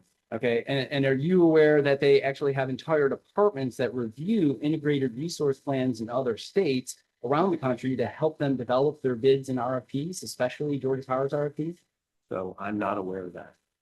Would it make sense to you that somebody that's bidding for a contract that could be worth hundreds of millions of dollars would probably do as much market intelligence and research as it could? So I worked for Black and Beach, and to my knowledge, during my time there, the UPC on the transmission side or the generation side never came to me and said, "Hey, you guys are doing IRPs all over the place. Can you do this for us?" And they are not using. If Black and Beach is a contractor that does work for projects bidding into the IRP, right? Yes, Black and Beach doesn't bid into specific utility IRPs, does it? they don't bid direct. So their review of IRPs would probably be less important than a independent power producer that's bidding a generation resource into an RFP, right? That's right. Okay. And Black and Beach, I've had some dealings with them, and I've actually been under a non-disclosure agreement. Black and Beach requires its counterparties in work to sign non-disclosure agreements, right? They do. And the reason Black and Beach does that is because there's information at Black and Beaches that they believe would be market sensitive and would harm their competitive advantage in the marketplace if somebody were to release that information, right? Yes. It's sort of like a non-disclosure agreement in the Georgia Power IRP, right? Yeah, and I had to, in the work that I did for Black and Beach, when we go through the contract process, that's usually part of the negotiation that goes on. Is you talk about, and typically, there are, it's understood that if things are needed to be made public, they will be. And because you've never worked for an independent power producer that's bidding into RFPs, you have no ability to testify under oath or to any experience as to whether those independent power producers are manipulating their bids based on information they gain through our IRPs. Is that a fair statement? That is correct. On Exhibit 6A, you were asked about generic pricing for capacity resources. Were you in the hearing room? And I'm sorry, my back was turned to you if you were. Were you in the hearing room when Georgia Power's witnesses were testifying? I was listening. Okay. And did you hear the Georgia Power witnesses, Mr. Bauer and Mr. Hubbard, both discuss how Georgia Power works with contractors and works with what's the word I'm thinking? Works with people that build stuff for them to develop specific pricing for the southeastern region? Yes, and if I could paraphrase, my understanding was they're not using generic information. It's they're using it based on labor prices and other impacts of being in the southeast. Yeah, and OEM was the word I was struggling with to get. They have specific conversations with the original equipment manufacturers to develop more specific pricing specific to the southeastern region. That would be that Georgia Power includes as its generic or technology costs, right? Yeah. Okay. And that more specific information, because it's been developed for the Southeast region by Georgia Power in conjunction with the original equipment manufacturers, would probably be more valuable to somebody bidding into an RFP than generic EIA information or NREL information. Would you agree with that? Yes. So there would be a heightened reason to protect that information as a trade secret or a confidential compared to the generic information that's provided by NREL or EIA. Would you agree with that? I would. the question that was asked was, would the utility be harmed? And the utility, so I understand that there might be other parties that want to keep that material confidential. But specifically Georgia Power, would Georgia Power be harmed? That was the question that I answered. If Georgia Power has to pay more for a generation resource than it otherwise would have, do you agree that Georgia Power and its customers would be harmed? If it has to pay more for what reason? Why would it have to pay? If in an RFP bid, Yeah, bidders are inserting bids into the RFP process that are higher than they otherwise would be, and Georgia Power pays more for those generation resources, that would be a harm to Georgia Power and its customers. Do you agree? that hypothetical example, yeah. Yeah. I don't know what would cause them to bid higher. Well, you don't, but you've never worked for an independent power producer that bids into RFPs, right? No, but And you don't know what market intelligence they undertake to figure out how to establish their bids, right? like I said, I haven't worked directly with them. Right, so you have no idea whether they use this information to manipulate their bids into RFPs, thus causing Georgia Power to pay more for generation resources. Do you? I guess the part that I still feel strongly about is in a bidding process, they're competing against other competitors. And so if there's information released, all those competitors would have that same information. And they all would be bidding on that process, and they would be trying to undercut each other because they don't coming in at $1 more or $1 less than whatever information that Georgia Power has. That doesn't mean anything. They have to beat their competitors, and and so that's really how that process, from my perspective, would work. That's how typically RFPs work. If they're bidding against each other, they're not looking at, estimates from the utility. Are you aware that Georgia Power also submits bids for self-build resources? Submit bids. Yeah. Yeah. So Georgia Power also competes. So the bidders are not just competing against themselves, they're also competing against Georgia Power, right? Yes. Okay, and the bidders are not required to disclose all of their market intelligence or their analysis and how they develop their bid. Is that correct? That's correct. Thank you, Mr. Petro. That's all the questions I have for you today. Redirect.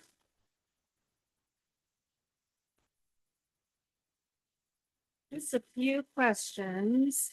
Mr. Hewitson asked you if you had ever worked for Southern Company or its subsidiaries, including Georgia Power. You said no. Have you ever worked with Southern Company or its subsidiaries, including Georgia Power, in your career?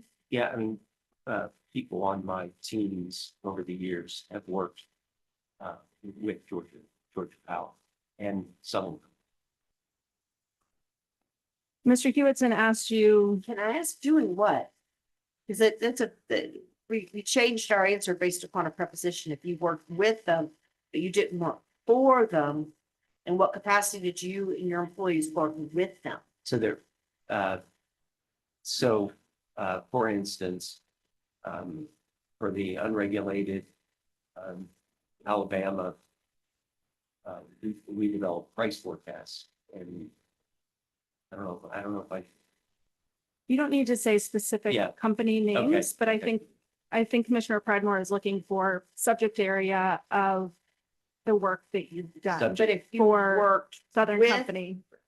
a Southern Company owned organization in Alabama, did you work with them as an intervener in a case that was filed? Did you work with them in an RFP to procure generation?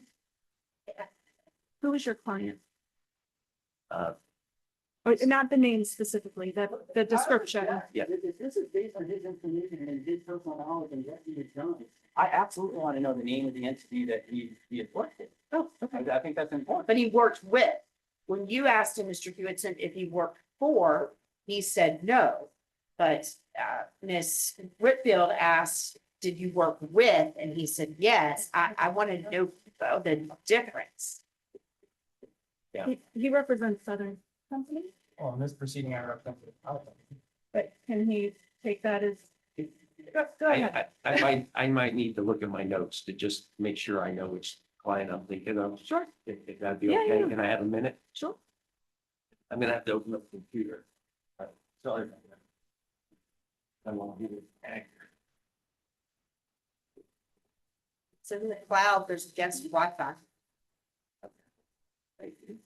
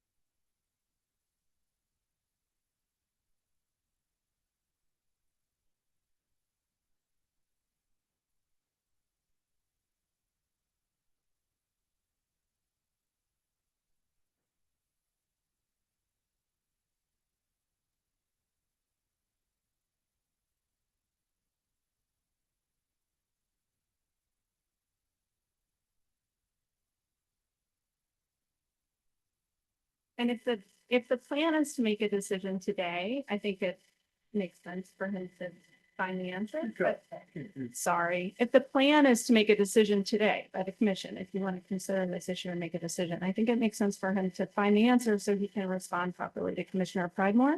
Otherwise, we could supplement the record if there's going to be a period of consideration before the decision. We'll give him a little more time then. Okay. But as far as the plan, yeah, the staff is scheduled for special admin unless Sure. commissioner would like to move to a regular, we will proceed with special. Okay. After a quick break.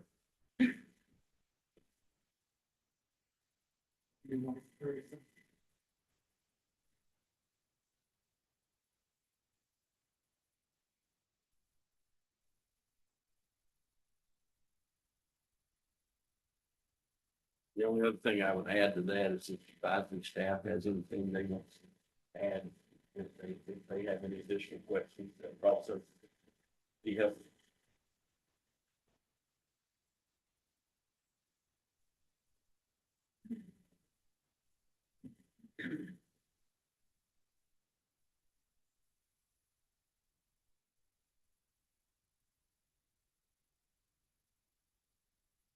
I would kind of got a standstill though. I will say, Ms. Whitfield, that thank you for all of this information. It is very helpful. It's very, very well done, as always. Thank you, Commissioner. And I'll take this opportunity to ask to move our exhibits into evidence as So well.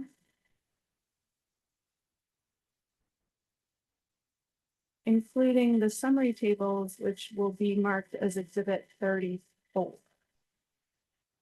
You must be getting tired.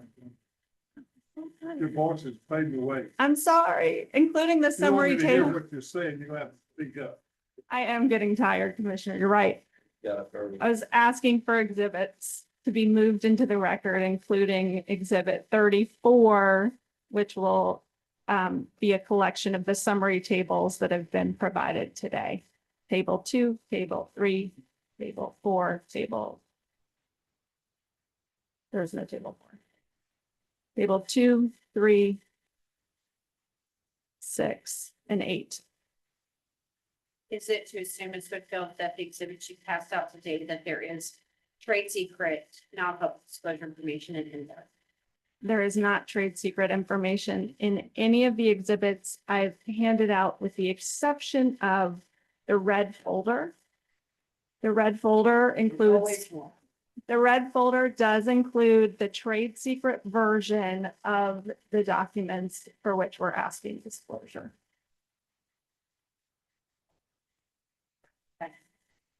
Any luck, Mr. Petrolak? No, we can move on.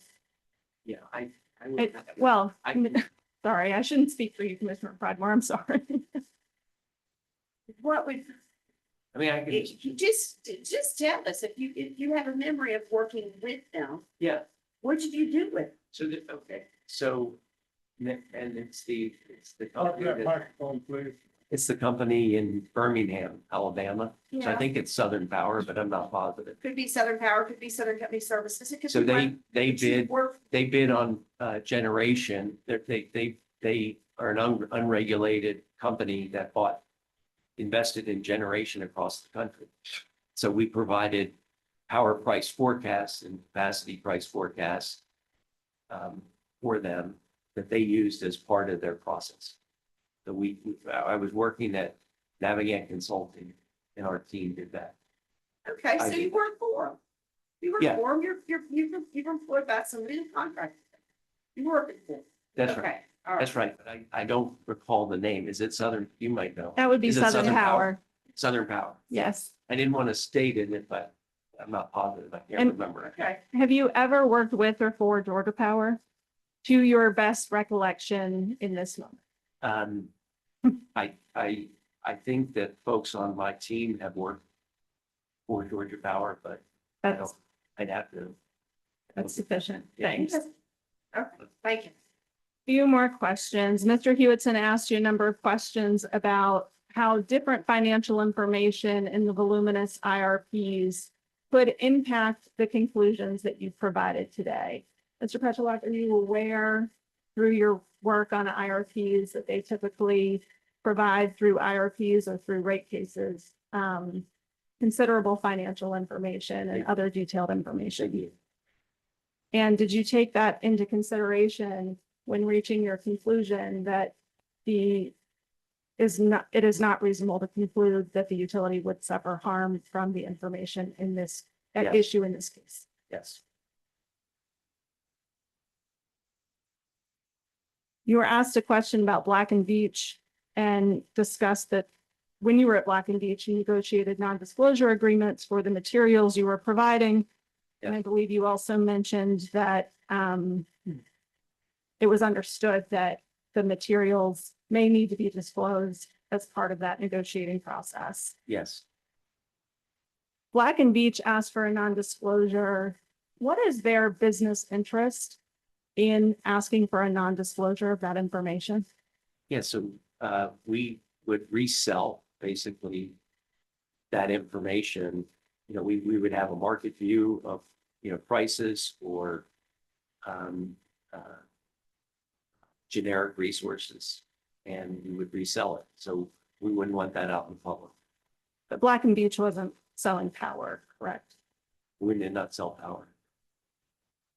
That's it for me. No further questions. Thank you. Okay, was there any other witnesses? No other witnesses. You got all your Commissioner. records, Yes. your evidence, small. Okay, Yeah. thank you. Well, Mr. Trellick, thank you for your time today. You can be excused. Thank you. All right, at this time, unless there's a need for a break, we're gonna move on to oral arguments. So we've got 15 minutes of oral argument per side. And we'll start with Georgia Power, and you can reserve up to 5 minutes for response. So whenever you're ready. You want to let Mr. Petrolak Yeah. escape before we begin? He's excused to. Mr. Hewitson, just whenever you're ready, and staff, I'll ask you to everyone keep up with the time too, please.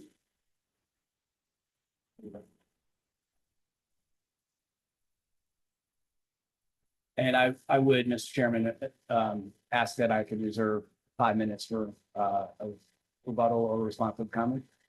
That is approved and scheduled.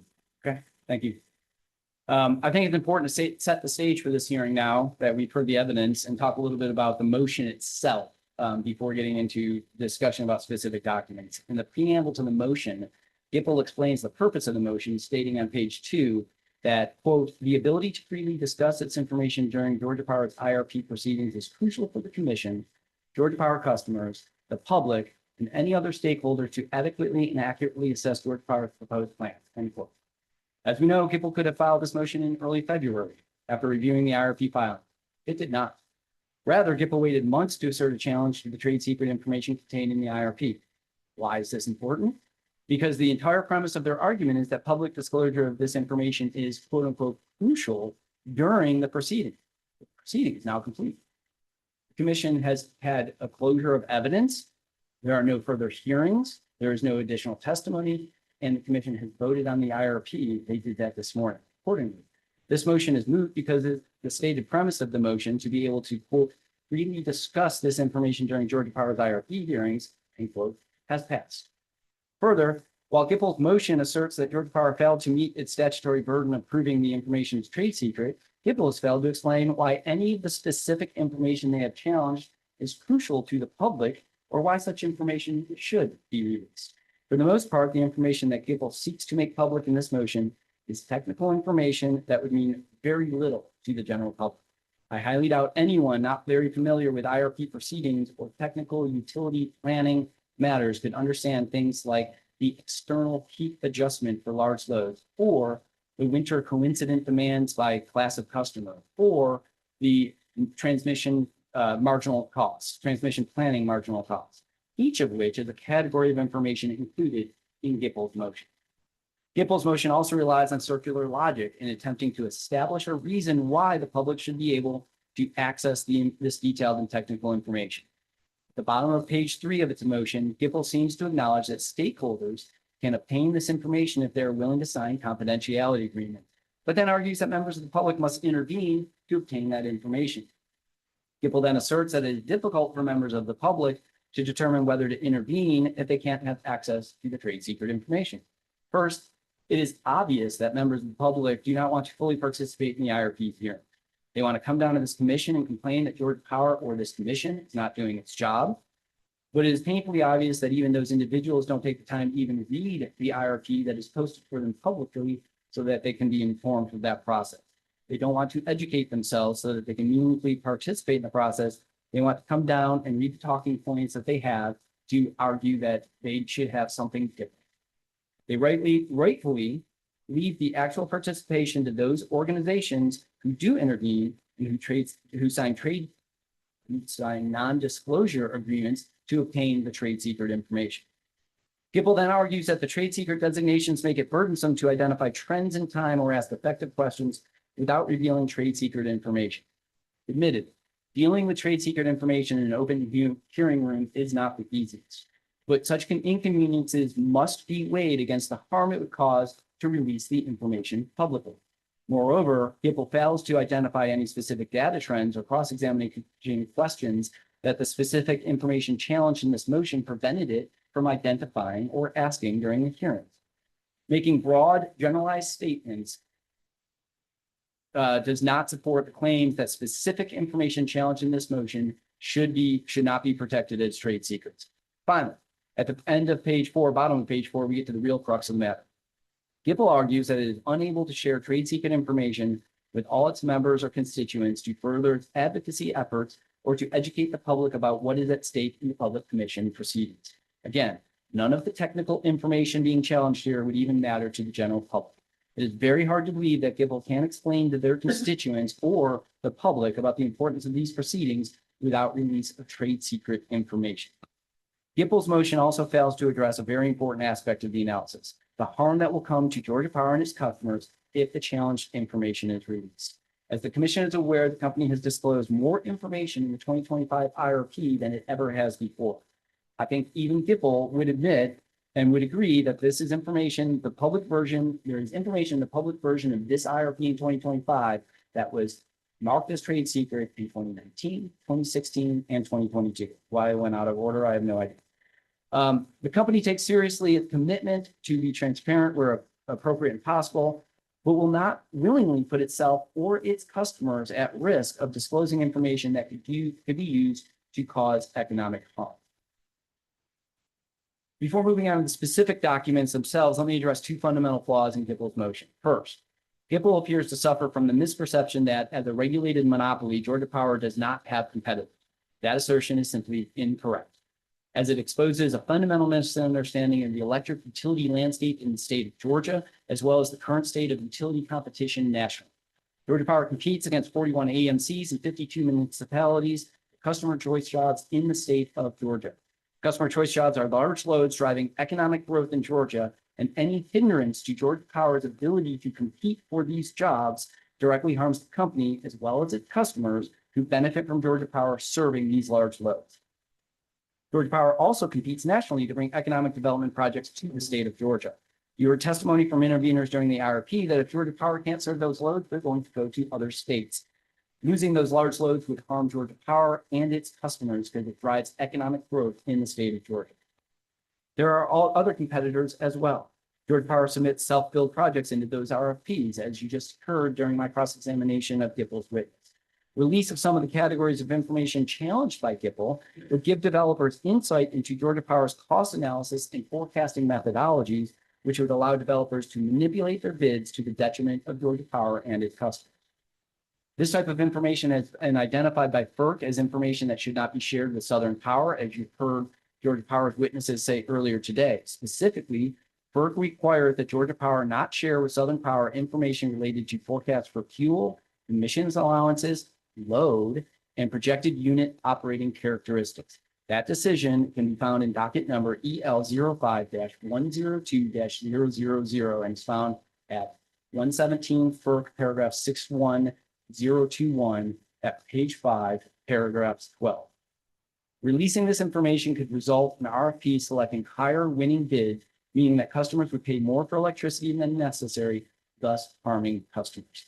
If FERC is determined that the information should not be shared with Southern Power because it would be anti-competitive if done so, then it certainly should not be released to the public. Finally, even with self-built projects and transmission infrastructure projects, Georgia Power competitively bids out the work. Any release of information that decreases the effectiveness of those RFPs would harm the company as well as customers through higher costs, as Mr. Robinson testified earlier today. The other fundamental flaw in GIPL's motion is the claim that Georgia Power failed to establish it has adequate protections to maintain the secrecy of information. Our brief details the painstaking process and procedure that Georgia Power undertakes to ensure trade secret information is protected. Those protections include, as you heard today from Mr. Bowers and Mr. Hubbard and Mr. Robinson, internal employee trainings on data privacy generally and specific to IRP information for every IRP filing. Tracking of data access to ensure employees are not accessing information without authorization. Physical and virtual walls to keep trade secret information separated internally, including limiting access to certain floors and areas of the Georgia Power building requiring badge swipes by authorized users to obtain that information. Background checks and a clearance process for employees and interveners who access critical energy infrastructure information, and password protected access to trade secret data for interveners who sign confidentiality agreements. It is without question that as required by OCGA section 10-1-761 subpart 4, the trade secret information is, quote, the subject of efforts that are reasonable under the circumstances to maintain secrecy. Flipping very briefly to we've heard a lot of testimony earlier today from Georgia Power's witnesses on the detailed information that is contained in the exhibit. I will remind the commission that Exhibit 2A, the revenue requirement information, there is information on that document that is never released publicly, which is the projected AFUDC, the inflation adjustments, and the cost of debt. That's never released publicly. Second, the revenue requirements information specified in the motion could be combined with publicly available expansion plan information to calculate Georgia Power's production costs. Exhibits 3A and 4A are seeking to disclose output from Georgia Power's proprietary risk adjustment model. Mr. Bowers testified earlier today how competitors within the state of Georgia could use that information to attempt to win customer choice jobs. If customer choice jobs go to a utility other than Georgia Power, then Georgia Power and Georgia Power's customers suck. I will finish off with, I guess that's my time. So I'll reserve the remaining 5 minutes of my time for responsive comments. Thank you, Mr. Hewitson. Mr. Whitfield. Thank you, commissioners, and I appreciate you all taking the time to hear our motion and receive the evidence in this case. As you are all well aware, this doesn't come to the commission very often. The last we could find that the commission in Georgia had to rule on this issue was in 2007. And so in light of that, I think you can probably appreciate why it's a rather labor-intensive effort. But in light of that, we asked that the commission take very seriously the information that we have put before you. Because Georgia Power is right. It discloses a lot of information in every filing. It is right that it has a lot of document requests that it discloses. It discloses a lot of generation information and financial information. It also redacts an enormous amount of information that keeps it out of step with other utilities across the country. We did not bring to you even a small fraction of the kinds of information that Georgia Power redacts. Instead, what we have brought to you are selected high-level pieces of information that are particularly informative for the public and from which reverse engineering might be hypothetically possible or theoretically possible, but which is not a reasonable assumption. Mr. Hewitson has offered you some additional evidence, but notably, you didn't hear it from the witnesses themselves. You didn't hear it as evidence themselves. What they didn't say is that it was likely in any way, or that they've heard of this kind of harm happening, or that they have an actual instance of reverse engineering. They didn't say that because, as you heard from Mr. Petrolak, it's not a reasonable conclusion. If the commission takes any allegation of harm that Georgia Power can conceive of as the definition of what a trade secret is in this venue, then the definition could swallow the entire proceeding because it would be as broad as Georgia Power's imagination. And Georgia Power can be very creative. But that is not what we're asking of you. We are asking of you, are these documents, the question before you is, are these documents the kind of documents? Is this information the kind of information for which there is a reasonable potential economic value to Georgia Power for keeping it secret from other people? Not a hypothetical reverse engineering, maybe in scenarios we can't identify on the stand. But is it reasonable to assume that? And we urge you to look not only at Georgia Power's own disclosures of this very similar information in different dockets or in different spaces, but we urge you to look at other utilities' behavior as well. Because at the end of the day, like Georgia Power, we expect that all utilities are operating for a reliable and cost-effective system and aren't going to be disclosing information that they think will cause harm. In Georgia Power's motion, they argue that if you vote that this information is not a trade secret, they will be forced to disclose it. It is scary And it is designed to make you shirk away from looking at the actual evidence and the actual legal text before you. But the bottom line is the reason the disclosure is required is because the state of Georgia and this commission has a strong policy in favor of an open and transparent process, including and especially when the public funds are at issue. I want to be really clear about one thing.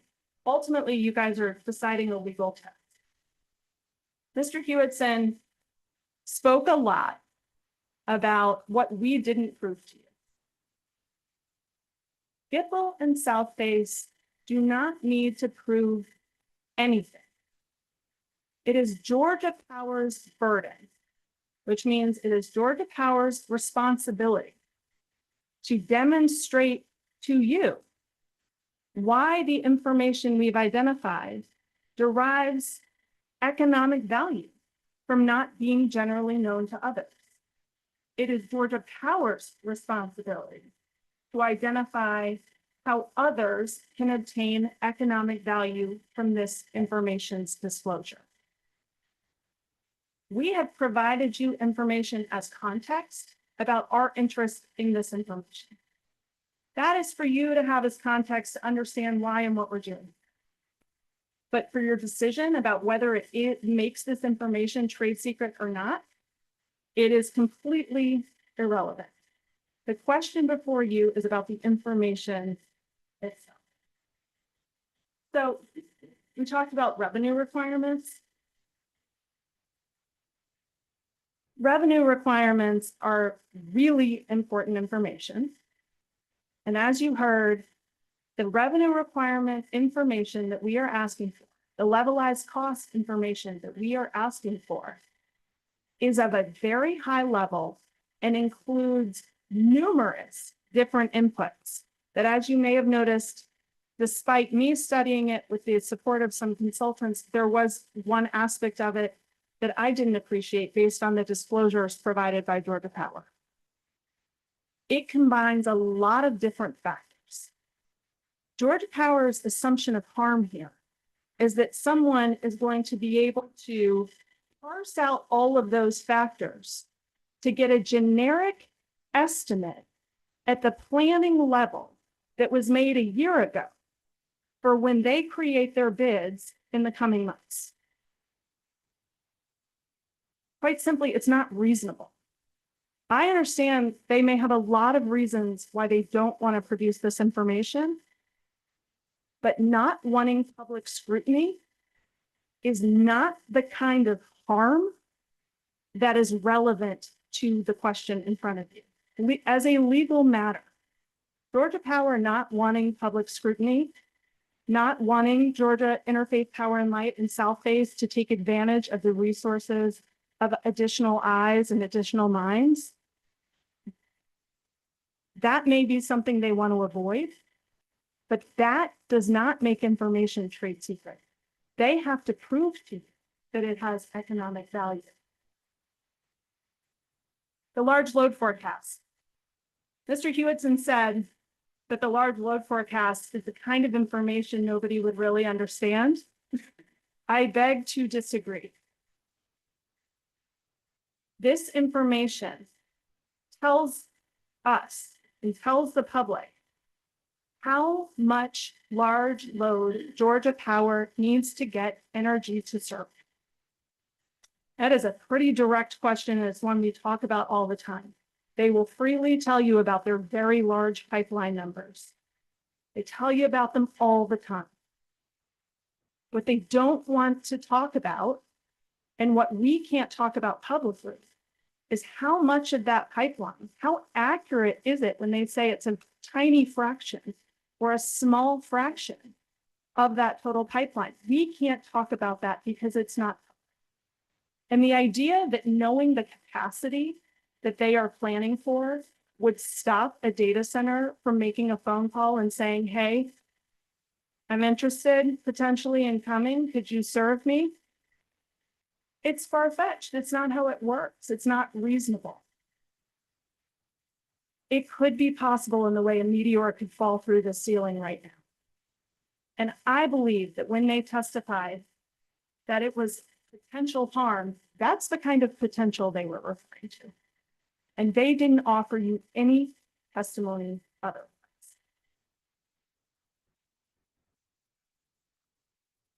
The exhibit 4A that we discussed, ultimately, they want to protect it for the same reasons as the large load stuff. So the same arguments apply to that one. The generic resource costs.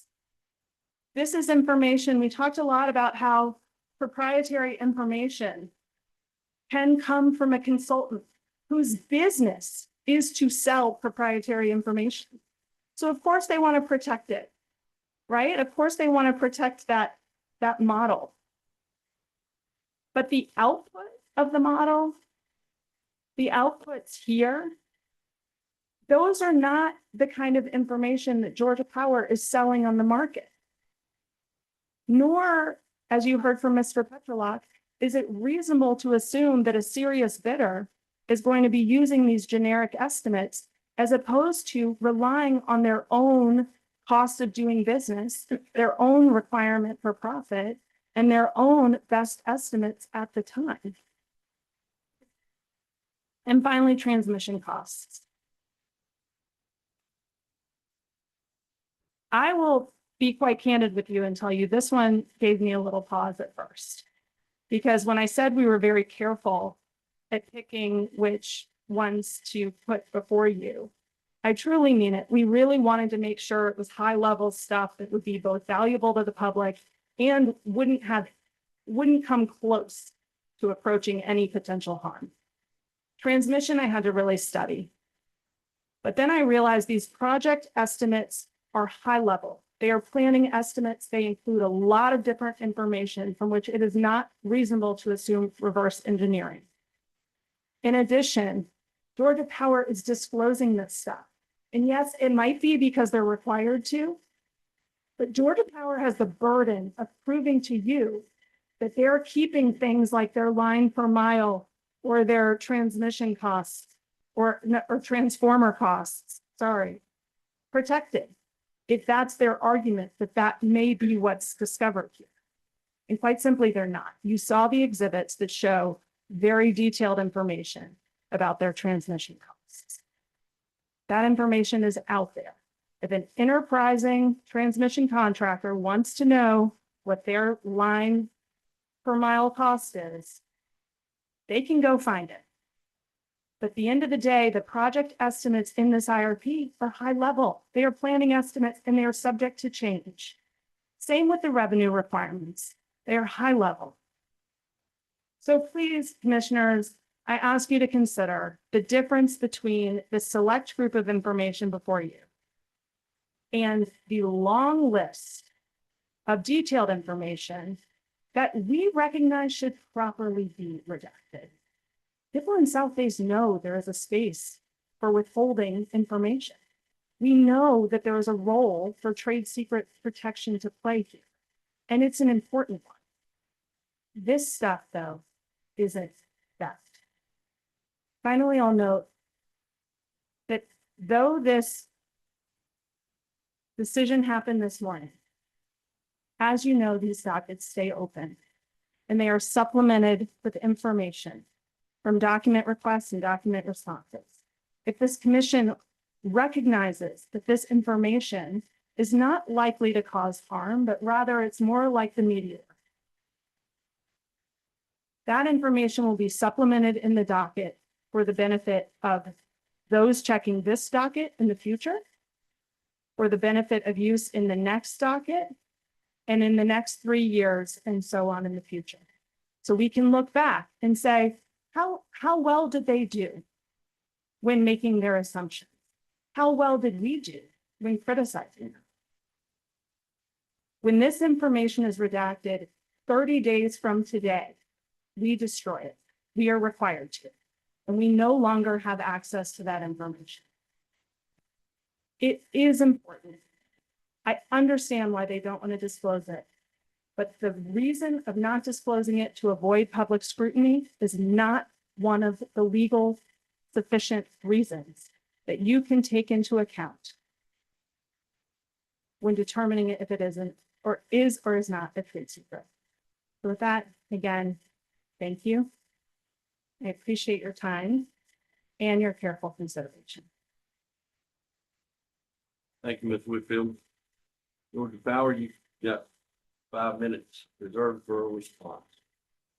Thank you, Mr. Chairman. Let me start where Ms. Whitfield ended. The reason why this information is protected as trade secret has nothing to do with public scrutiny. The company faces public scrutiny in almost every decision that it makes and every proposal that it comes to this commission. The company is trying to do what is best for its customers in the state of Georgia with the 2025 IRP, as well as every other proceeding that is filed with this commission and prosecuted the commission. Despite that, you're not going to make everyone happy all the time, and we face a tremendous amount of public scrutiny. We don't shy away from that because we are true to keeping customers at the center of everything that the company does. Talking about a couple of the pieces of information that Ms. Whitfield covered, the large load forecast. She said this is information that the public would understand. I don't disagree with that, but that's not what I said. What I said is we do provide that information through the quarterly, well, I didn't say it, the witnesses said we provide that information through the quarterly large load economic development reports. What I said is the challenged information here is the external peak adjustments for large load. It's not the large load forecast, it's the proprietary method by which Georgia Power does the external adjustments to its peak forecast. Mr. Bowers testified in detail about how competitors could use that information to bid on customer choice jobs. Moving quickly to transmission costs, you heard Mr. Robinson testify about the amount of information that is provided related to transmission planning and costs. What we are trying to protect is the detailed marginal cost of information.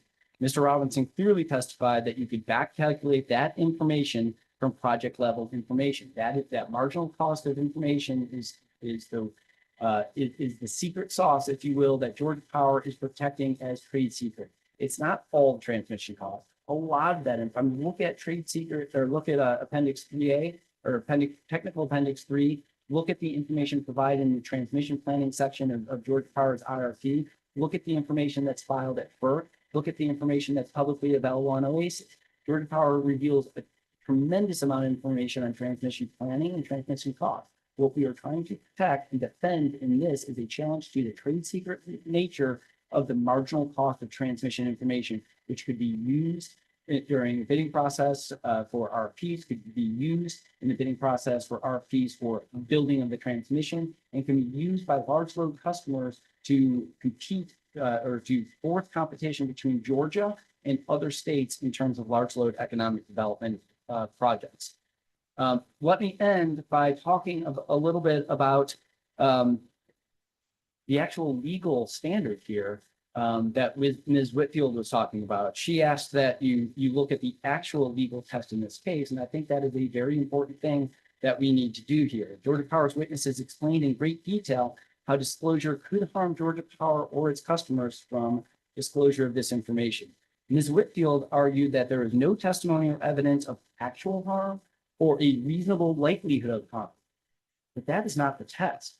OCGA section 10-1-761 subpart 4, which is as adopted by this commission in rule 515-3-1-.11 subpart 1, states that information which is not commonly known by or available to the public and which information A, derives economic value, actual or potential, from not being generally known to and not being readily ascertainable by proper means by other persons who can obtain economic value from its disclosure and use.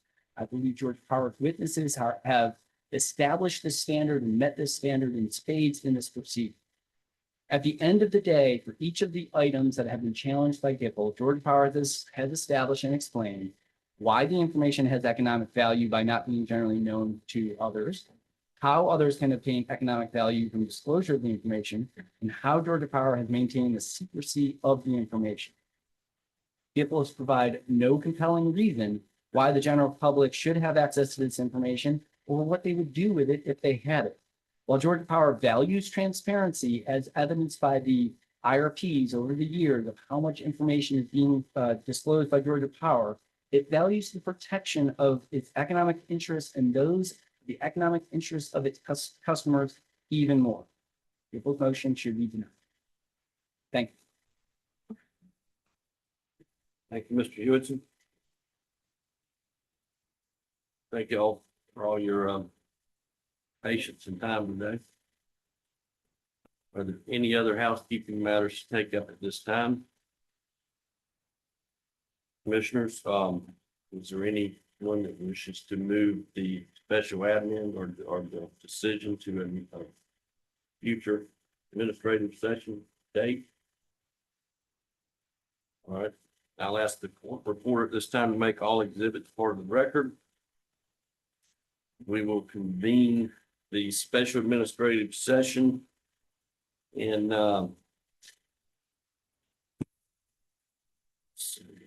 7 minutes at 1:40. All your time, and this hearing is concluded.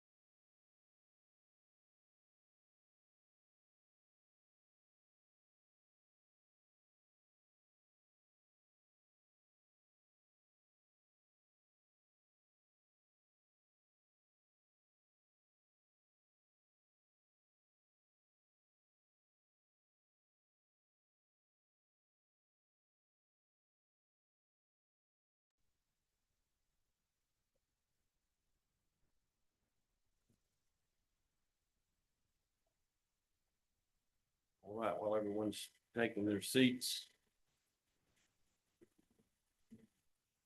we'll get started. This is the Tuesday, July 15th, special administrative session of the Georgia Public Service Commission. We have one item on the regular agenda, item R1.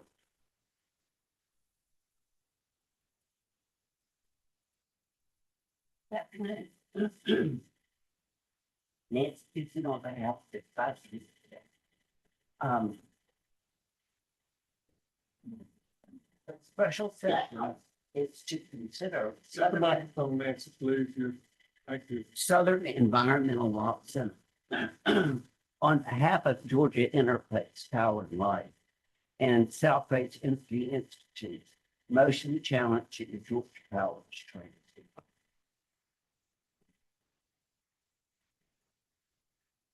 Based on the evidence that you just heard, it's up to the commission's discretion whether to grant the motion, grant part, or deny.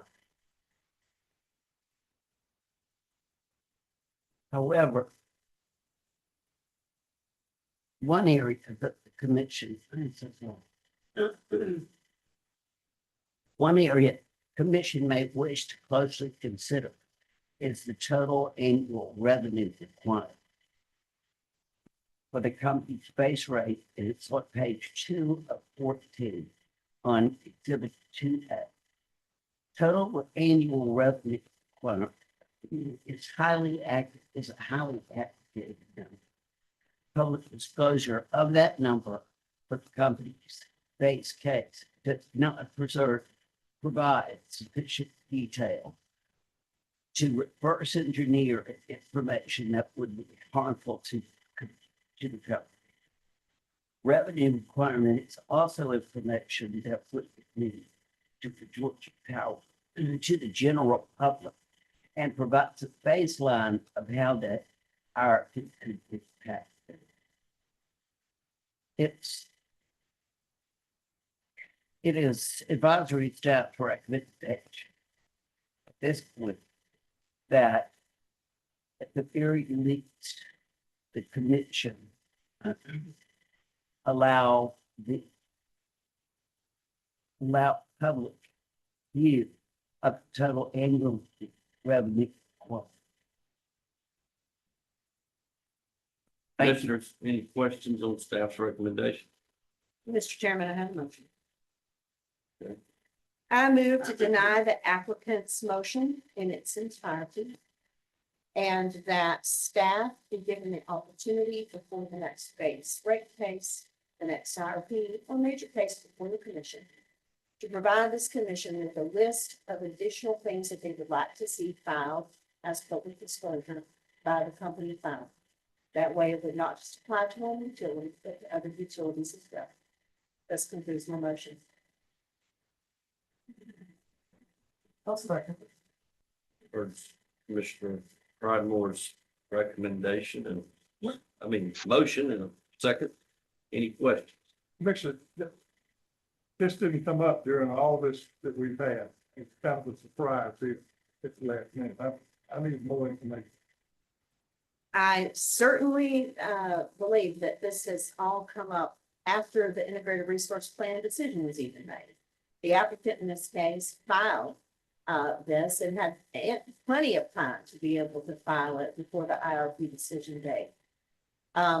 The staff recommendation on this was just presented to me on break.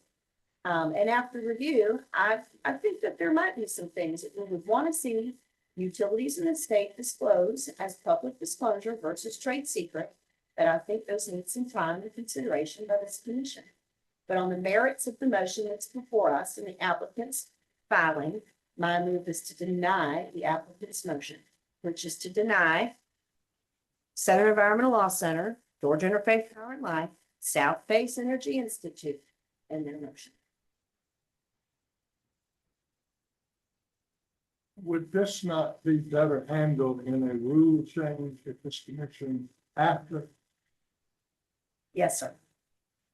Which is what my motion does.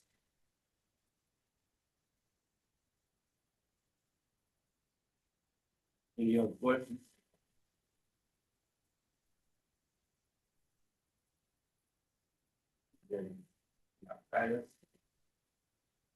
No question. To your point, Commissioner, that's what I want to do. I think that this should require some time to research and for this commission to work with staff to be able to determine what they would like to file trade secret versus public display. Then tell me why we need to do this as stipulated agreed in the back original recommendation. Because we have to rule upon the item before us, docket number 56002's motion by Georgia Interfaith Power and Light, Southern Enviro Law Center, and South Base. We have to rule on that in its entirety.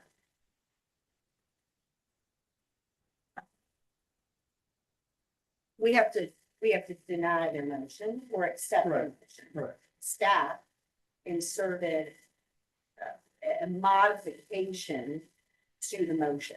But they inserted it in a 5-minute break before the decision to be made. It wasn't inserted during those hours and hours and hours that we spent in here in hearing. Yes. Where was it then? The motion that Southern Environmental Law. No, I understand all that. Where was the last agreement that staff is agreeing to now that came in while we were on a 10-minute break? Why wasn't this all in staff's original recommendation when we had all that hours of hearing? I don't understand. Commissioner, I could tell you, I need this.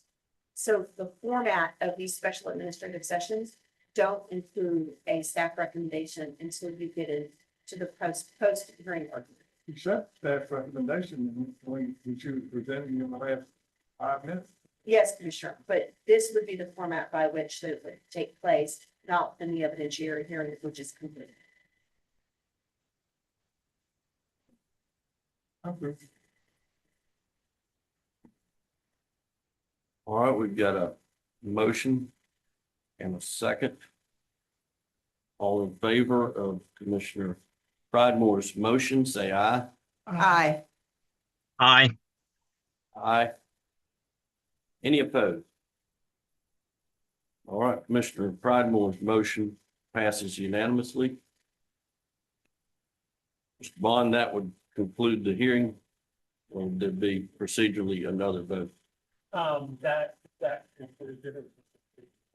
Yes, that's what I thought. We'll make sure. Well, thank y'all for your time today. Was there any other matters to be taken up on this special administrative session? All right, hearing none, we are adjourned.